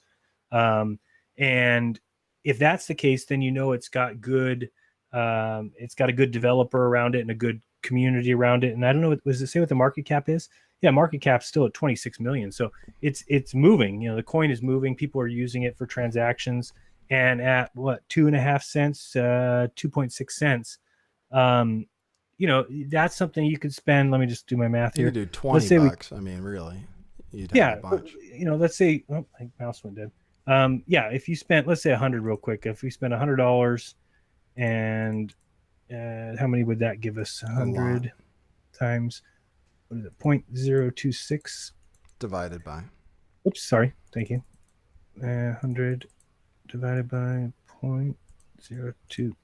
3,800, 3,850. Almost 4,000 coins. Mhm. Now, if you picture that coin going to $1, and that might be 2-3 years down the road, could be later this year, who knows? But I mean, then you're talking $4,000. So the return on your investment could be great there for a little loss, right? If you lost $100, you chalk it up to, I lost $100. Right. But like I said, $20 will get you. Or $20, yeah. $20 will get you 1/5 of that. It would get you 800 coins or something, and that could go up to $1, and you still have 800 from your 20. So that, right. And that's like your $16 that that right now is worth what, $2,000 or something, right? Yeah, I think it was. Well, I think it was 2 when it was at 4,000. So I'm sure it's like half that now. But again, it's one of those things we're missing. I even talked about it that we wouldn't even cash it out if it got to a ton. I mean, it would take a lot to get us to the point Well, where you could spend it. You could spend it on BitBay or something, right? That's what I'm thinking too with the Litecoin. Yeah, the reason I did Litecoin but that's what somebody told me too, and that's why I got Litecoin instead of the others, just because it was cheaper and which gives you more of a chance for exponential returns. Now, it also gives you more of a chance it'll just disappear. Sure. But yeah, like if all the coins that come out, there's an ICO every day, right, and so 9 coins out of 10 don't make it out of their first 6 months. But if you really look into some of the new coins that are coming out, look at their development, look at who's behind them, see if they've ever done anything else. What are the good things about the coin? Because there's a ton of. If you go to BitBay in the search again on Google, and then it's a third one down, I think it's called. Excuse me. BitBay Market. No. Go to the top one actually. The very top should say, that one. BitBay.net is not the same. It's a Bitcoin site, but this one here will list a bunch of coins. I think if I remember the site right. Yeah, BTC, LTC, ETH, SLK. Yeah, and they've got like 100 coins on here. So you can see there's lots of Lisk before. Huh. Which one? Lisk, Lisk, and Litecoin is coming. Litecoin's on a lot of these things. They're really picking up. Yeah, Litecoin was one of the first early ones. Is it? They're an MIT project too, right? Yeah, and Dogecoin was a big one for a while. I don't know what it does anymore. If you scroll down, it doesn't give you a list of all their coins. I'm just reading all this stuff. You can buy it with a credit card. You can have withdrawals at ATMs, PLN through Polish. Pay bills from your BitBay account. So this is actually what BitBay offers. No. This is where it gets confusing. BitBay, the coin, is totally different than BitBay, the site. I see. Okay, so got it. BitBay is a coin, with the name BAY, but this is like an exchange called BitBay. Kind of stupid that they both have the same name, but there's lots of good things about crypto in general, but you just have to be careful. But what I was going to say is all the coins that are worth, what does it say Litecoin is now? $45. Right. I mean, what's Ether's like 200. Right. And so all those coins started where BitBay is now at 2.5 cents, they all had initial coin offerings where they were very low priced. And so if you get lucky and get the right coin, then you can really get a good return. If you go back to the search and then go to the third one down, I think it's called bitbay.market. That's that one's the actual Bay coin, BAY. But this is the site. They've got a nice site with these smart contracts is what it's talking about when I was talking about how you both put in money.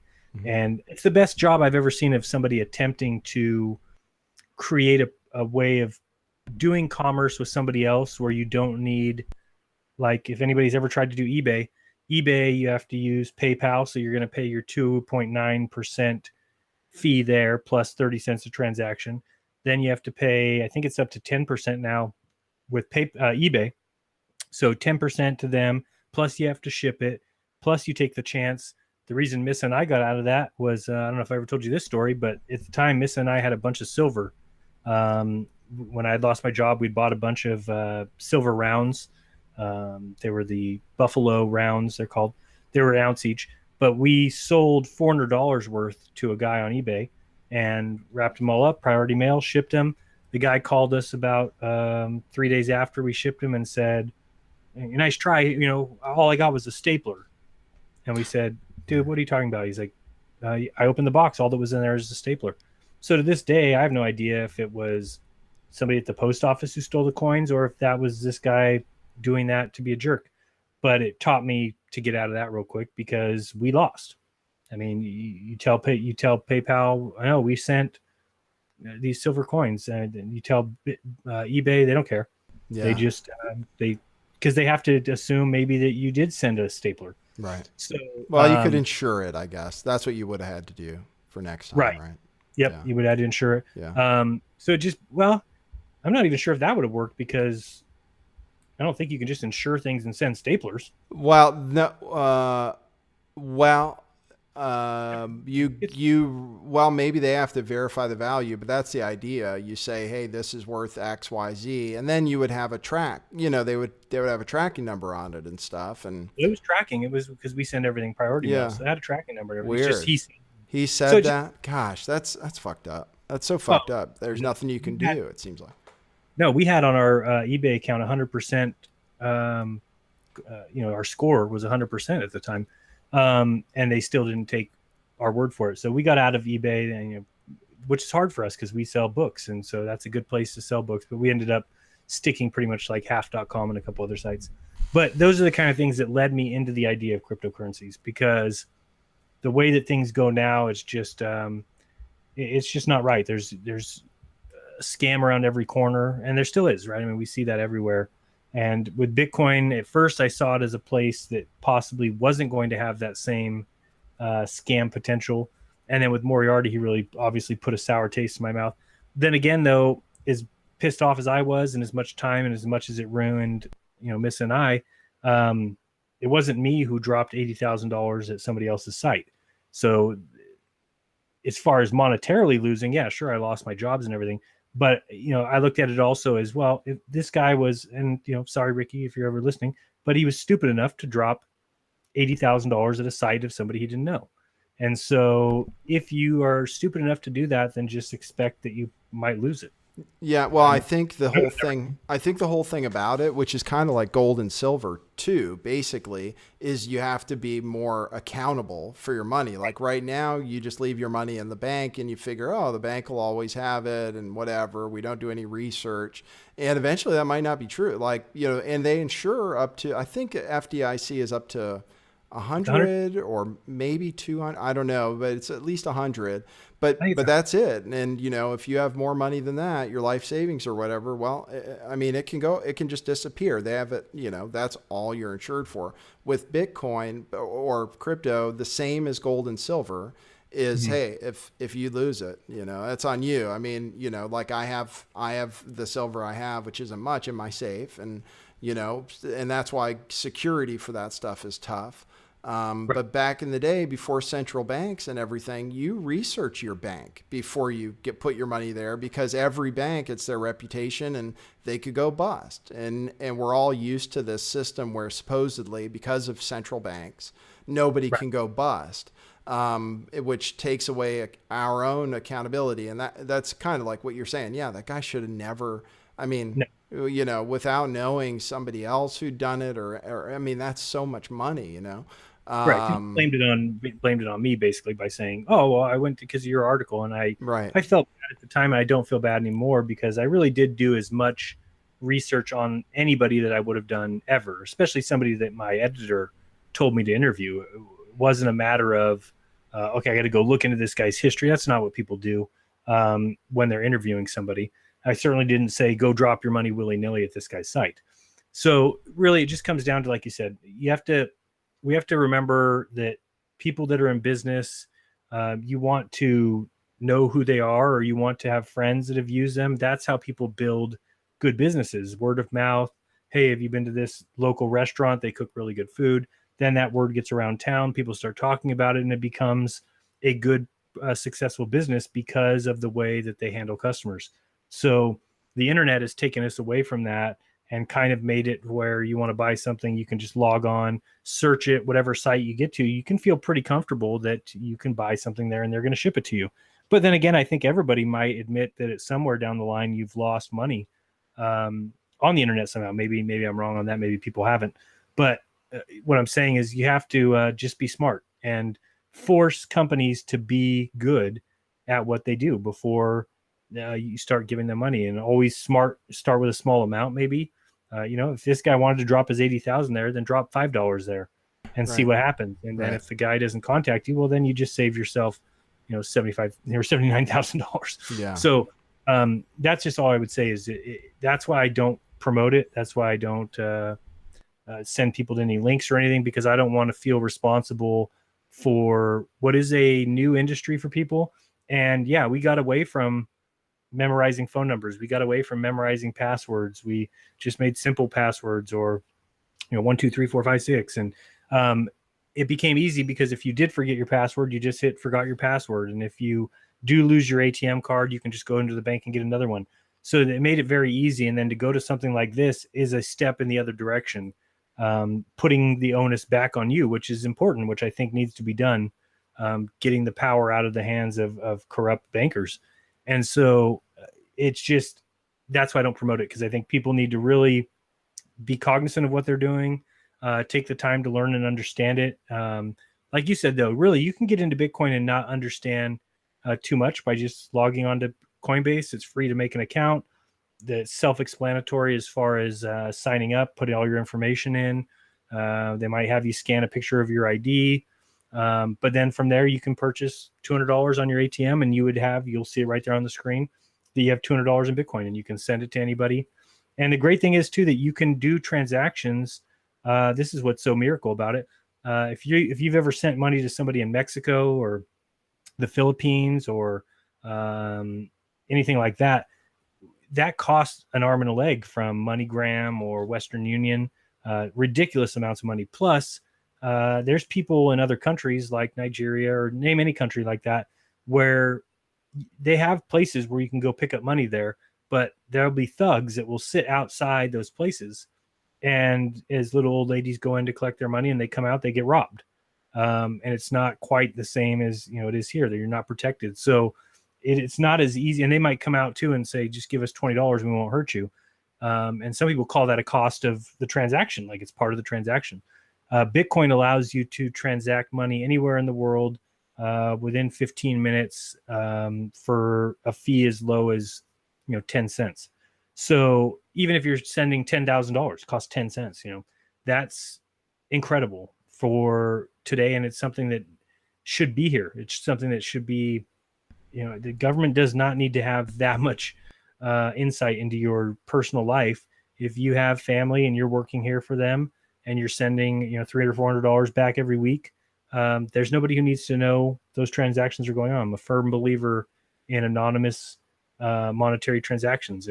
If Nathan wants to send me money, or I want to send Nathan money, there's nobody that needs to know that transaction took place. It's nobody's business. If the only time it changes for me is if Nathan doesn't know me and I'm selling him a book, then I do feel like, well, if I'm going to make profit from selling items online, then I need to know that my anonymity goes with it. Right. I'm willing to give that up. Right. I understand. Well, it's the blessing and the curse, I guess, is the whole thing is we don't want our money getting taxed and stuff. So if you're doing transactions in Bitcoin anonymously, then it never happened. And and you can see the benefit for businesses who don't want to pay taxes. But on the other hand, you don't have a system in place that's fully sanctioned, I suppose, by the government and stuff, and you don't have the same protections. So, the taxes are crazy. I don't know if people have ever thought about it before, but the government taking, I don't know what it is for you. What is 8%? I think you probably around the same. For what? For just our sales tax. Oh, sales tax. Yeah, it's like 10% in California, isn't it? A lot of places. I don't know what the base sales tax is. I don't know, but sales tax and payment. But one thing I didn't realize until I had my own company is that there's no way they can even track that. Meaning, if I buy a book from eBay and I pay sales tax on it, then I have the book, and then I sell it to somebody, and then they pay sales tax, and then they sell it to somebody who pays sales tax. The sales tax is easily adds up to the value of the item after just a few transactions. You figure sell a book between a bunch of people 10 times. Now the government has made over the value of that book and will continue to make that value over and over and over again, even though the item is already, that amount has already been paid. So it's crazy because I don't think people understand that when it comes to sales tax, it shouldn't be that anybody has to pay sales tax on any used item. Right. But it's not. When you started saying that, that's exactly what I thought. Sorry, I cut you off. Right. That's exactly what I thought. It's like, yeah, you're right. You're selling used books. They've already been charged tax when they were new, which, you're right. It makes no sense. And it's just the toll tax thing. That's one of the things about Bitcoin is and cash and precious metals is you can exchange them and there's no skimming off the top. And in California, our income tax is about 10%, at the higher levels. And then our sales tax gets up to 9 or 10%. And the more money you can keep outside of the system, that's one of the things about donations is they're not taxed, I heard, right? As income. That's what somebody told me. No, I don't think so. Yeah. Yeah, and I've just started to really, think about doing this full time, and so it's just something I have to start thinking about, because as a bookstore, we had to report everything. We were trying to stay out of, and we're trying to get away from all that. I haven't had a bank account, haven't had a credit card debt. We don't do any of that stuff. I tried to completely clear myself from any bank, so all I have is PayPal. And if it wasn't for needing that for people to buy at my store or for people to donate, then I wouldn't have anything else. So it's just I think it's a smart thing to do. That obviously, if you look at the history of this country, it's been run by bankers, people who, and I'm sure everybody, your listeners, know the whole story of how the fractional reserve banking goes and how the lending goes, and they're just creating money out of thin air. They just and I heard somebody talking the other day, and I was like, man, I wish somebody would. Not that it would have helped, but when I lost my house, I heard somebody saying that if everybody just today as a people decided, forget the banks, tell them to screw themselves, and everybody in the country stop paying their mortgage, that really would do a number. I mean, it really would. I mean, the banks could never go after people, and it's not like they would repossess houses anyway, because then nobody would buy them. We would just say, oh, we're just gonna move in there. Nobody's paying you any more money. It would change the world. It really would. But again, you can't convince 80% of people. They're afraid of the repercussions. But I just heard somebody talking about that, and I was like, man, because I got robbed. I mean, as far as my house goes, and these banks, they have no accountability for that. Mine went to Bank of America, who lost a $17 billion judgment by Obama that they were supposed to help homeowners, and they did everything they could to take our house. So plus they got money. I say it was a judgment, but they got this money to help homeowners, and instead they got my house and the money. Right. So they're dirtbags. But yeah, I wish I could tell everybody to just stop paying, but again, it's up to you. I wouldn't tell you to not pay your taxes, but I would really look into the laws, because perhaps you don't have to. So a few things about that is I've been saying that for a while, is when the shit hits the fan, the thing for us to do is just not pay, not pay our debts, if it's really that bad, because I agree with you, is everybody who's lost their houses the first time, it was the bank's fault the first time, and everybody knows it was wrong, the foreclosure thing. So this time, just don't leave. I mean, if it were me, just literally don't leave your house, don't pay your mortgage, and make them drag you out of your house, put you in jail, basically. I mean, that's the thing, is that the enforcement, things would have to get desperate, which they will, I think. And I think that's the thing. Stop paying your debts and see if they put you in jail for it. I mean, in the extreme, but I mean, if enough people do it, what are they going to do? Throw everybody out on the street? I mean, it looks terrible. And what? So that the banks can own the houses again? Yeah, they don't want to own them. I mean, they only want to own them because they know they can sell them for more. But if nobody's going to buy them, then yeah, it really makes no sense. It's all a disaster. And yeah, they just they'll screw people. And I wish that I would have known that. But I mean, when they came after our house, which is funny because it coincided exactly with when we started talking about flat Earth, that those people were jerks. We went to get in the car one day. We got in the car and turned around as we got in the car and looked at the garage, and somebody had taped 22 pages of documents, not like as a stack, but 22 pages on our garage door. The most embarrassing thing, because who knows how long those were out there. It was probably like noon by the time we were getting outside. And and they just completely undersold the house for under the value, and the cops show up to remove us from the house. I mean, it was just the biggest nightmare of my life, because I spent 14 years working to save the $21,000 I put down on that house. And, you kind of finally buy your first house, you feel like you've done something. And, it's heartbreaking for people. So I know there's so many people that have gone through what we have. And now I know my credit's gone. So we're renting. And even that was hard to find, because everybody wants you to have good credit scores. And so it is just, it's people who don't care about others that are running this world into the ground. And so until we can take that over and rebuild, it's going to be a tough time for everybody. But I do think there's more good than there's more good people than there is bad. So the numbers game, we just got to hope that wins out, and hope that people are smart, because, right now, I mean, we've changed the way we do everything. We probably live as good as we did when I was making $80,000 a year. And we make, 12,000. I mean, we really just, you just get by with what you have, and you learn how to do your own thing, make your own stuff, cook from home. And I think that's a way of living, rather than to keep giving these corporations our money when they just use it to get more. Right. It's like the whole idea of people talking about artificial intelligence and these robots that they're building, and it's all such nonsense, because all it will do is just make the rich richer.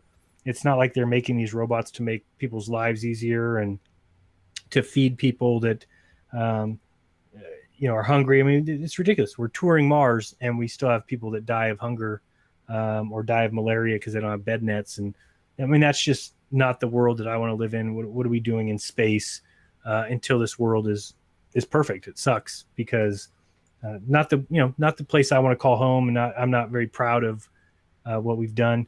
The other day, I don't know if you've ever looked into some of these numbers. Do you know how many gallons of water it takes to make a cotton T-shirt? No. It's like 400. Oh man, that's crazy. Yeah, I'm not surprised. Well, you know what though, as far as water goes, that's an artificial scarcity problem too. So there would be enough for a lot of stuff. But yeah, things like beef. I mean, for making a pound of beef is insane how much water you need. And forget about almonds. Almonds are even, I mean, apparently some of the stuff they grow in the Central Valley and stuff is really, really water intensive, but they don't charge anybody for water. The farmers can use as much as they want. And is that how it works? Yeah, it's really fucked up. Like, that's the whole thing. They could just make it an economic thing, but yeah, farmers can use as much as they want. Well, I saw every car, if I'm not mistaken, is 40,000 gallons of water. Really? Every car they make, yeah. Yeah. Well, I mean, that's not even the worst of it, but no, there's worse. It's just crazy things like that are just, and yet we were paying to use the shower. Right. Right. Well, everything's backwards, but you're doing the right thing. And I'm just like you. I'm doing better than when I was making almost six figures, because you have to think about, it's like taxes. It's your time, all the time you spend commuting, your car, your gas, your insurance, and everything else. And then when you get paid, you don't get to keep most of the money. And then you have to pay taxes on it and stuff, where if, when you make 10 or 12,000 or whatever in donations, you get to keep all of it. You have a lot more time. You don't have to have your car. You maybe don't have to have a car at all. You don't have to pay for school, maybe, because you're taking, if you have children, school age children, because you're teaching them at home. You have time to cook meals, which saves you money. You're not driving to the store all the time. I mean, there are a million ways that your expenses are reduced by living a simpler life, like Jaron and myself are, doing and trying to do. It's amazing. It's like all of a sudden you have cash in your hand and your pocket. It's like you actually have extra because you're just not spending it that much. Just really careful and cognizant about what we are spending. It's not just willy-nilly and living that kind of simple lifestyle. And, like you said, not commuting is a big one, and not just using gas and going on these trips and paying hotels. I mean, there's so many things that we did before that is just ridiculous. I mean, going to a movie, I haven't been to a movie in 3 years, over 3 years. But when you look at that, you're just dropping $20 a person, or $10 a person plus popcorn or something, and you're going to watch people tell you a lie. And it's a big difference. And that's why people still give me a hard time for having the little link on my site or on my YouTube videos. And I tell people all the time that I've never, because I believe truth should be free, and I've never charged a penny for any of my content, and I never will, because if people like it and they feel that there's value to it, and they want to donate, then I can spend more time on it. And if I ever get to the point where nobody is donating, then I understand that there's no value in it. And that's when I would know I have to do something else to make money. So it just comes down to, really, I do promote people shopping small businesses, and helping people out that are working from home, because that's really what it should be like, small communities, where people are growing their own food. And I mean, just look at all the parks right now we have city parks in our city that have flowers all over, beautiful flowers, and the grass is all perfectly manicured and cut. And just makes me sick, because I'm like, why aren't we growing food there? Why not get the homeless people to garden the food, and at least they're not begging for money on the side of the road. And there's just so many things that a city could do. They don't care. They don't care about things like that. Why aren't we growing corn and stuff where instead of these flowers, and making things affordable? Why aren't we growing hemp? Why isn't hemp everywhere? Hemp could really save the world, and they outlawed it because they know exactly what it'll do. It'll take away from the oil industry. And so, yeah, the whole world is backwards. And until people stop giving money to corporations, and CVS, where I worked, that is just completely could care less about any customer, could care less about any employee, and will screw anybody to make a buck, and will sell pseudoephedrine, even though it's against the law, to people that are going to use it to make methamphetamines. There's so many things that these corporations do that they just don't care. They underpay people. They don't pay them overtime, because they know that when they finally get sued and they go to court in a class action, that they can just settle for 10 million. And it sounds huge. Everyone's like, oh, they had to pay 10 million into these employees because they didn't charge. But if they would have paid them correctly, it would have cost them 100 million. And as long as we live in a system like that, it's not going to stop. Why would the company change their ways? They'll just do the same thing again, because they saved 90% on their labor cost. And it's just a cost of business. So it's all over. And I just encourage people to think about where you're spending your money. And for people like me, and I'm not saying by any stretch of the imagination, give me your money, but when I look at what I could do as far as investigating the truth about where we live, I have 70,000 subscribers. I mean, what if each one of those people gave me $1 a month? I mean, that's $70,000 a month. Talk about tests and experiments, and just as a pipe dream, I'm saying that we as a people, there's power in numbers. I mean, it's unfortunate. We all gave our money to NASA, who was supposed to fly up and tell us what was up there, and they've lied to us for 50 years and lied to our children, and continue to do so every single day. They get $53 million a day. And I've often said that, if people gave you, Nathan, $53 million, imagine if they just gave it to you one time, what they would expect in return for that kind of money. And NASA gets $53 million a day. And I beg anybody who thinks NASA is real to tell me what NASA has contributed to this world and humanity that is deserving of them receiving $53 million a day, so they can keep the tin can going in orbit around the Earth and not even provide 24/7 video footage. It's pathetic. While we're on the topic of money too, and he's right, and that's the thing. Realize what you have value in. He said the example he gave is funny, but the real example is with 70,000 subscribers, if just 1,000 of those gave $1 a day, Jaron can do this almost full time, and that's how small it has to be. And for us, like me, I got kicked off the internet. What's give your give your addresses. That's what I was trying to say. You should give Jaron some money. He does it all free, and he's very valuable. What's your thing? It's just paypal.me/Jeran, Jeran. And you can check out my channel, which is Jeranism. I've been doing a few more live shows, going to continue doing that for a while and continue putting out videos. And, I do my Monday night show. Nathan was on twice, one time for like a half hour and one time for the whole 3 hours. That's Monday Night Raw on True Frequency Radio. Monday nights at 6 p.m. Pacific to 9 Eastern. No, 6 p.m. to 9 p.m. Pacific, 9 to midnight Eastern. Yeah, that's a pretty cool show. And so that was paypal.me/Jeran, not /Jeranism, guys. patreon.com/Jeran. And I think everybody who's watching right now knows your channel, probably because I only have the subscribers that followed me here so far probably know my show pretty well. But if you're watching and you're one of Jeran's subscribers, please subscribe to my new channel. I'm sitting here like and as far as donations and stuff go, with the way we're treated and whatever reason, particularly my channel, this is how they affect my livelihood. They got rid of my channel. Now I'm getting less in donations because people don't even know I exist right now. So, you guys can support me, and $1 each on Patreon or something every month, or and people can be more or people are, God bless, more generous than that. And it feels great that people are willing to support us.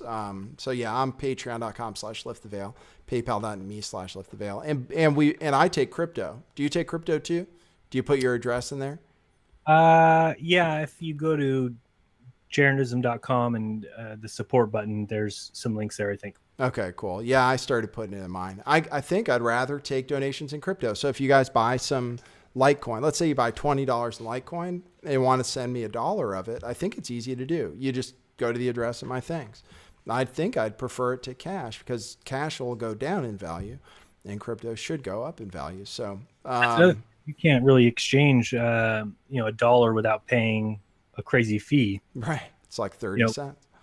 Which with Bitcoin, you can. That was one of the things that was going to be big. I haven't seen a lot of sites do it, but some sites were going to do like, a tipping system. So let's say you read, let's just use their example, Washington Post. Let's just use them, where they could have their online site and people write articles, and then you can load it with $10. And when you read an article you like, you just drop a penny in, and that's another way that things can be good for writers, because it may seem like a penny, it's nothing, but when you look at them, how many people actually read that article that donated, and the person who has $10 is able to read 1,000 articles and before their $10 is out.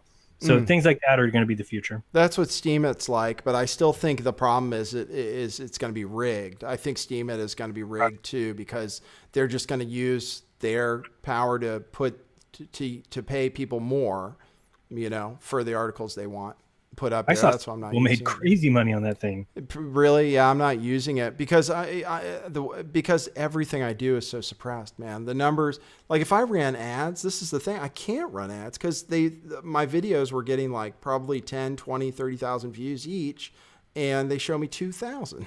So I mean, it's fake, And when you're in the conspiracy business, because I don't know, everybody that watches my videos, they're so anti-ads and everything. I mean, you only get paid when somebody clicks on the ad. Right. So I think somebody said one time it's $1,000 or $1 per 1,000 views, and that's like nowhere close. And even so, how much does YouTube get to keep when they click on an ad? I mean, you get something, right? But how much is Google getting? 45. Yeah, right. They get half. That's the thing that's great. Is like with donations, the thing that's great is they're not taxed. And we get to keep almost all of it, where if we ran ads, the thing about running ads is the company is benefiting from that. So there's some kind of, that means when you buy something from the company, they get 80, 90%, maybe more, right. And we get whatever theoretically from the ad. So that's why it goes a long way. It goes because when we started, and I remember it was around 20 or 30,000 subs where I had my best month ever. And then ever since then, it's been less than that, even though I've got double the subs now. So it's just weird. It's not done right. And you can't even know. Right. I remember, how they used to have, I don't know if you remember, they had crowdfunding or fan funding. Is that what it's called? Yeah, fan funding. Fan funding, they only kept like 20, they only kept like, it was like 8%. Yeah, I thought it was pretty low. It was really low. It was only like 8%. It was weird about it is you couldn't know who donated. It was basically a privacy thing. Even though they donated to me, you would think that I would know. Well, I would always get little bits, 5, 10, $1 here. And one time I saw in my Google account $500. I was like, what the hell? Somebody donated $500, by far the biggest donation I've ever seen. So 2 days later, I was in there and it was minused out. It said minus 500. So I'm like, what the hell? So I looked into it. And it said it was refunded. So I went looking through the terms of service, and it says donations are non-refundable. So I called Google and finally talked to somebody, and they said, "Oh, well, there's in California, there's a 3-day rule about you can basically, I guess, even if something says non-refundable, if it's within 3 days, you can get your money back." So I said, "Oh, well, what was the reason that the person gave?" And they said, "Oh, there's no reason here." And so I hung up the phone and said, "Okay." And I was just thinking that whole next day, I'm like, how would I even know if they just stole that? I mean, well, yeah, sure. I don't guess know who donated it. So, I Right. mean, how the hell would I know if it's, it's just kind of funny when you really start to think it. And I don't know if people know how the ads work on YouTube. You have no idea even, anything about which money you made because of which video. It's just, you just get a lump sum and you have to trust them. And so when I think people have heard that within the last 3 months, they've really cracked down on ads. They've taken everything now. I mean, now it's like not even worth keeping the ads on, but it's just, yeah, it's rough, and who knows how to make it better. But you're right about what is Patreon? I think that they only take like 6% or something. Yeah, Pretty low. Patreon's pretty low. Yeah, and the thing about Patreon that's good is like in PayPal, if somebody gives you $1, they take like 30 cents. Where if they give you $10, they might take 50 cents or whatever it is, or $1. Right. So with PayPal, small donations are kind of not good, but with Patreon, it bundles it all and charges you all at once. Yeah. So that's if I donate $1 to 15 people, then at the end of the month they just take $15 out of my account and only have to pay that small fee, rather than if I gave $1 to those 15 people, they would take something like 35 cents each dollar. Exactly. Right. Yeah. Exactly. Right. So that's the benefit of Patreon is if you only want to do like $1 or whatever. And of course that it's monthly, but which is great for us because it's guaranteed that way. Right. At least I know how much time to spend on the books and how much time. So we are re-releasing my bookstore pretty soon. We've been cleaning up on that, and because when Flat Earth came along, we kind of Miss has been working on it, but I haven't been paying too much attention to it. So we've kind of spent some time this week and last week getting that back together. So that should be looking good soon. And besides that, I thank everybody for watching. And if you guys have any questions, crypto coin wise, you can email me, Jeranism at Yahoo. I'd be happy to give you any advice or any sites that you can go to that I trust. But again, just be careful, and like I say about everything, do your own research.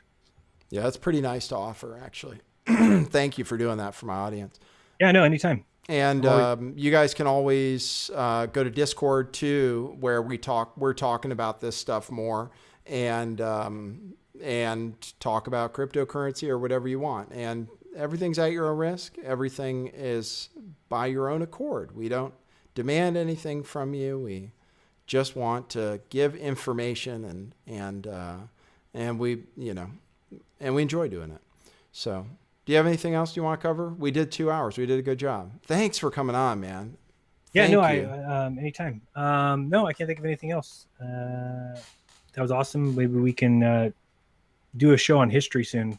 Okay. I'm looking more into history and some of that stuff, so that'd be fun. Okay, cool. Sounds great. Yeah, I'm interested. People want to see us do shows together more. At least I got emails too about that. Did you? Oh, great. Yeah, it was just hard I think, because we both had our separate, I had the Flat Earth stuff going on. You had the Seaman stuff going on, the David Seaman stuff, not anything. It was the George Webb thing, really. But yeah, I was I was really all consumed. Right. Yeah. It was hard because we both get together and we both have our separate, and we try and tell each other what was going on in the other. Right. And then both of us were like, that's too much for me. Yeah. I can barely do it. So it was just hard, but yeah, I would like to do some more shows. So we'll try and do that. Okay, cool, man. Well, cool. Thanks everybody. Thanks for tuning in. Have a great weekend. I did 3 shows this week. I normally take Saturdays off. We'll see, but probably we'll see. Actually, I am. I had court yesterday, so I didn't do a show. So anyway, thanks for tuning in, guys. I'll be back. Yeah, I'm trying to do Monday through Friday at 1:11 p. And then maybe I might do some other projects. So thanks, Jaron. Everybody subscribe, please. Thanks for tuning in. Love everybody. And that's what it is. We'll see you next time. With Bill Nye, with Neil deGrasse, with Lawrence Krauss, really the scientific community doesn't have any big names to go to, when they need it. Like now, they're kind of running short because Bill Nye, with his sex junk, that didn't. He's off the list now. No one's going to listen to him. And Neil's always kind of been a pretentious ass with his science is true whether you believe it or not. And so it gets to be they have slim pickings right now, I think. Yeah, well, and it's tough because people in the that have infiltrated the truth community, this whole massive conspiracy of frauds, now they're having to say something about flat Earth because it's becoming popular, and they, with the trust they've gotten from their audience or whatever, are supposed to discredit it. Same with like Joe Rogan. But I think it's going backwards. I really do. I think at this point, it seems like it's gotten to the point where saying or being emphatic about saying that flat earthers are stupid or that that we definitely live on a globe, it's not working anymore. I don't think. Sounds so stupid. Joe Rogan said the other day, these guys really just they want to know something that you don't. They want to feel intelligent. They want to know something that you don't know because it makes them feel powerful. It's like, idiot. Why would I be giving this information out on the internet? If I wanted to know something that you don't know, then I would hide in my bedroom and maybe start a secret society and talk about it. Such a stupid statement, because we're all out here trying to give the information to everybody. We're trying to tell people we don't want to just save flat earthers. We're trying to save everyone from. I mean, if this is the case, then anybody would admit this is the biggest deception of all time. And really, that's why a lot of us have come to this truth, because it helps explain everything, from top to bottom. All the conspiracies start to fall into place. Everything makes sense. Because otherwise, it's just, I think we were all in a world that just didn't make sense and nobody understood. And, especially the people who didn't believe in evolution or don't believe in the Big Bang, those people are really stuck in a position of like, well, what sense does this make? All these planets, all these galaxies, 9 sextillion stars. And, really it's just a bunch of nonsense because it's not able to be proven. So anyway, it just is, it's interesting to see these guys grasp at straws and try to come up with any other explanation other than just possibly these guys have looked into it and I should look into it too. Because Joe Rogan just won't look into it. He makes ridiculous comments, proving, and this is what I mean by, even if you've done a month's worth of research, you'll hear him say things and you immediately know that he has not researched it. And that's a red flag to anybody. It makes people look really bad because they come across so cocky, so like they know it all. And then when you see what the things they're saying, they don't know anything. Right, which is where this Bombard got off, is like she says something that is factually untrue. She goes on camera and says boats don't reappear when you zoom in. And they absolutely do. And anybody can go test it with a camera, or just watch a YouTube video where they show it. So that's where they do end up discrediting themselves to anyone who's serious about researching stuff. And that's the audience that's important. The audience that's important is the ones who watch our shows. And that's why they put so much pressure on us and try to discredit us and then try to take away our income. I mean, certainly talked about the jobs thing. I mean, that's what they tried to do to me, keep people to cancel their Patreon or base or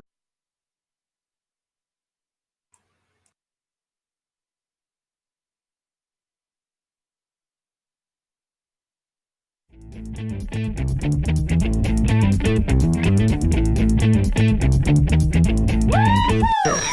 know that I don't understand. I know that I don't know. I take you by my hand, but I don't know where to go.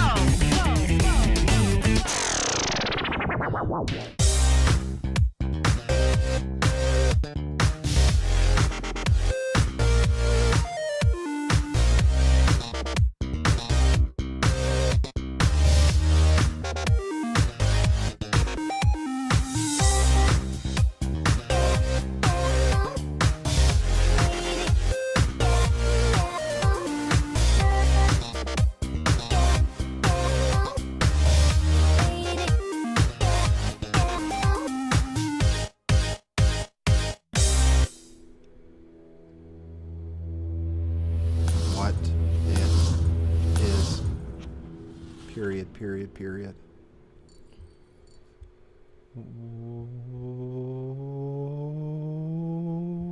What it is, ladies and gentlemen, welcome to this show on Lift the Veil Live.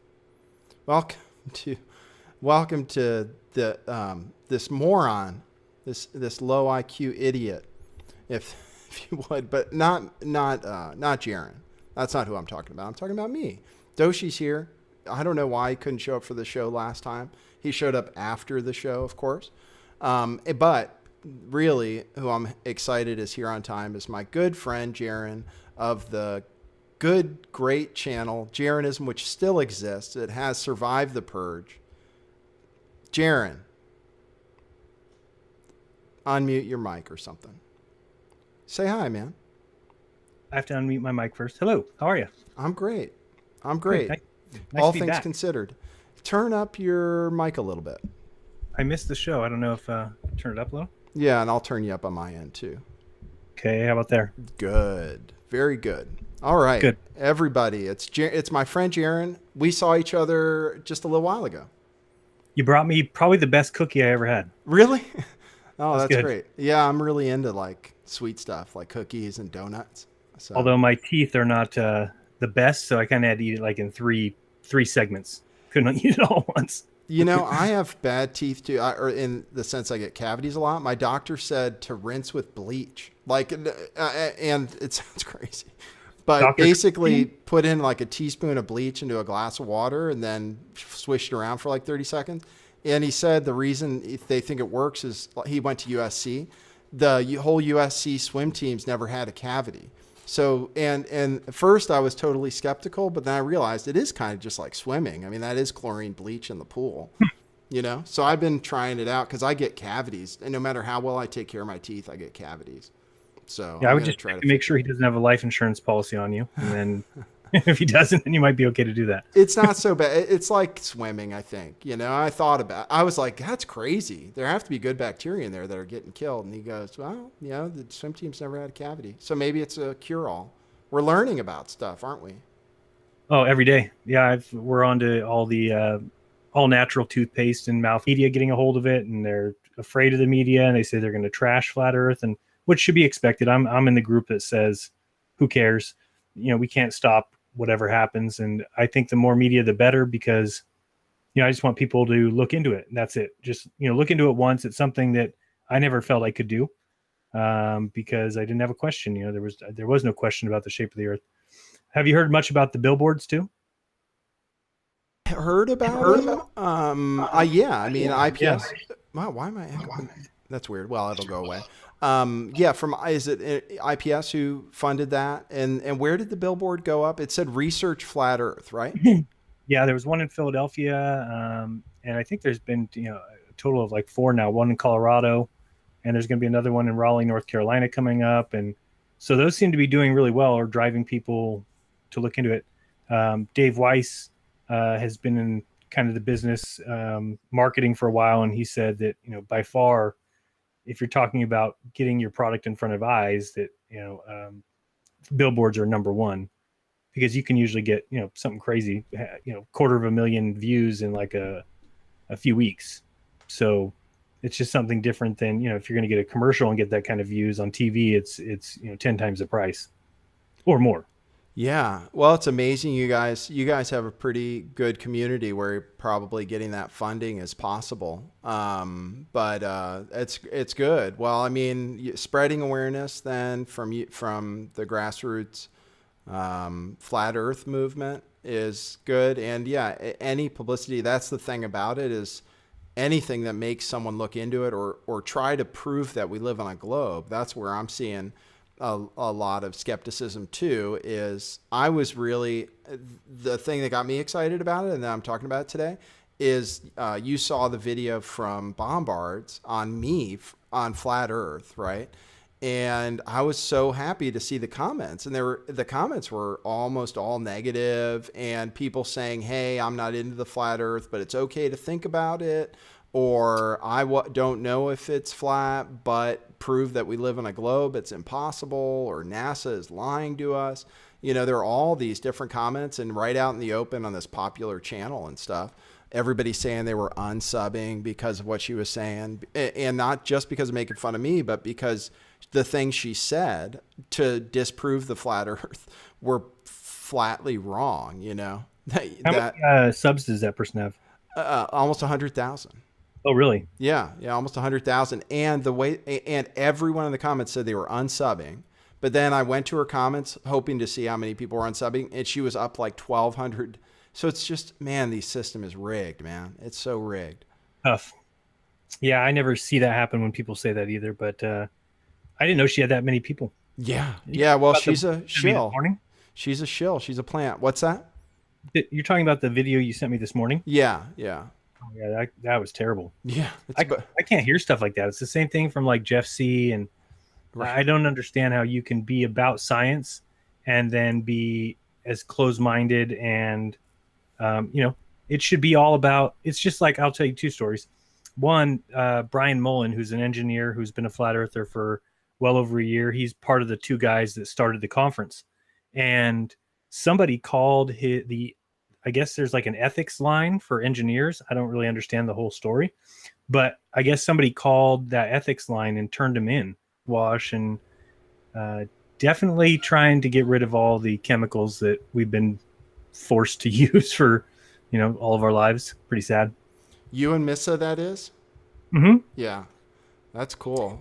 We're talking about that on my channel too, a little bit, but we should talk about health and diet a little bit more probably. Have you gone to hemp seeds yet much? Hemp seed oil? No, not yet. I use black seed oil though, and I feel a great benefit from it, and I recommend it to my people. It's just easier because the hemp seed oil, like there's a process, it sounded like. Yeah, there is, not just straight hemp seeds. I mean, hemp seeds. Hemp seed oil, yeah. Right? You can actually get the seeds. They you just sprinkle them on whatever you're eating. They taste great, but you have to eat them pretty quick or else they go rancid. Unless you get the shelled kind, and then there is a process that's kind of a pain in the butt. Right. Hold on, I'm fixing our split screen, so it's going to be. Oh, you know what? Let me go to it. I can sing if you want. No, it's cool. I'm just going to do it in front of people instead of behind their backs. Let's go to transform, edit transform. How about, what I was excited about was like flat Earth in the news. Like you guys, Bob was featured in that article in the Denver Post. That was pretty cool. Do you want to talk about that? Yeah, it's just, it's still hard to believe if, a lot of people think it's being released or that kind of talk. I mean, for us, because I know we came to it kind of on our own or mostly on our own, I think it's pretty grassroots. A lot of people don't think so, but that's my opinion. And the Denver Post put it up on their front page I think it lasted the whole weekend as the #1 story. And talked about Bob. I mean, it put it in an okay light, but the comments kind of killed it, which is going to happen, right? I mean, we're not surprised. Yeah, I'm going to pull up the article right now so people can see it. Here we go. Colorado Flat Earth Movement.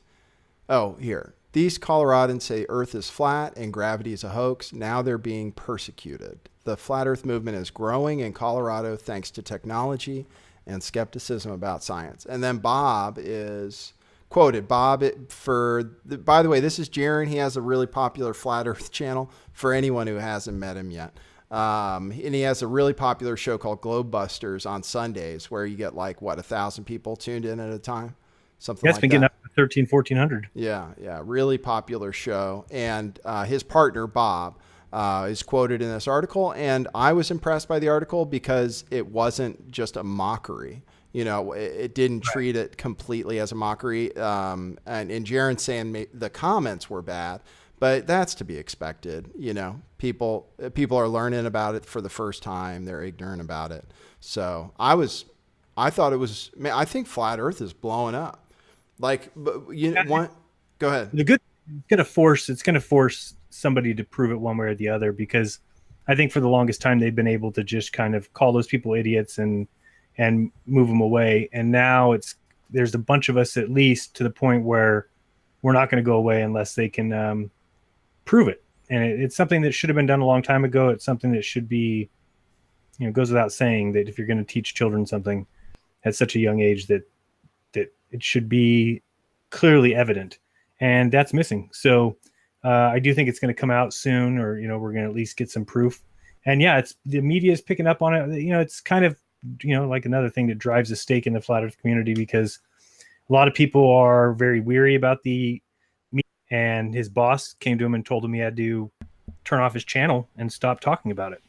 Yeah. So at least he can still go to he's still going to be at the conference and all, but to me that's just crazy. And then the other thing was they did this balloon launch, and the guy that was doing it, his name's Vincent, he was on our channel talking about it, and he couldn't give out the name of the college that was lending him the laser because of the fear of having somebody call that college and say what the laser was being used for.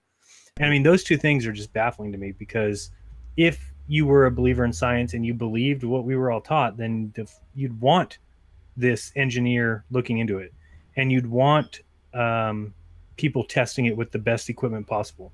But yet it doesn't seem like that. It seems like because an engineer is talking about flat Earth, somebody's got to knock him off his perch. And because they're going to use a high-powered laser from a college, somebody would call that college and tell them it's being used to do a flat Earth test. So it just goes to show you, I mean, it's not, if science was all it was cracked up to be, then these would be things, rather than come out and drop a microphone, Neil deGrasse would have a 2-hour show on Fox where he explains and shows and proves that we live on a ball. But we don't get that. We get a name calling, we get all the things that they taught us was so wrong with the world when Galileo supposedly saw these moons around Jupiter, right? That, the church was so staunch in their position, and they didn't even want to listen to him, and they put him on house arrest because he was. And this is the same thing that we're getting now. It's just weird. It's not at all the kind of science that I was taught, or any kind of science that I did like at one time. Well, so, it's not right. It's not scientific. The people who are doing it are just being jerks at this point. But it really indicates to me that the system is falling apart. They seem really desperate the way they're going after. Like, it's so ridiculous what Bombard did, and going after flat Earth and the guys of going after me. It was really bizarre.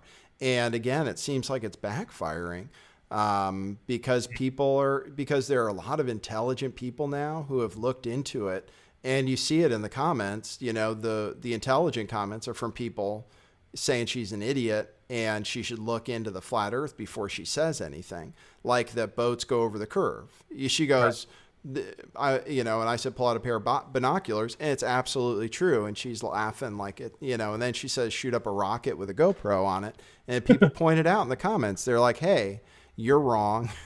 Do some effing research, find out about NASA and everything else. So I see it as a good sign. I mean, it's just like what they're doing, trying to discredit me. It's gone so crazy. And that it's got to be a good sign, if they're fighting this hard.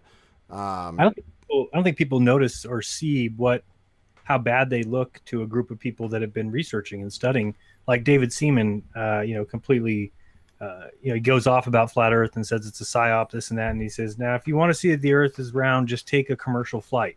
So just in that sentence, right. When you've heard these mathematicians and scientists tell you how high you have to be and no commercial flight is near there, then all of a sudden, that person looks like either a liar or a, I don't know what you call it, bad researcher. But to just say that is something that immediately, to anybody who's looked into the flat Earth, turns you into a person that can't be trusted. And so, all I ask is people just to look into it. But we're seeing that a lot,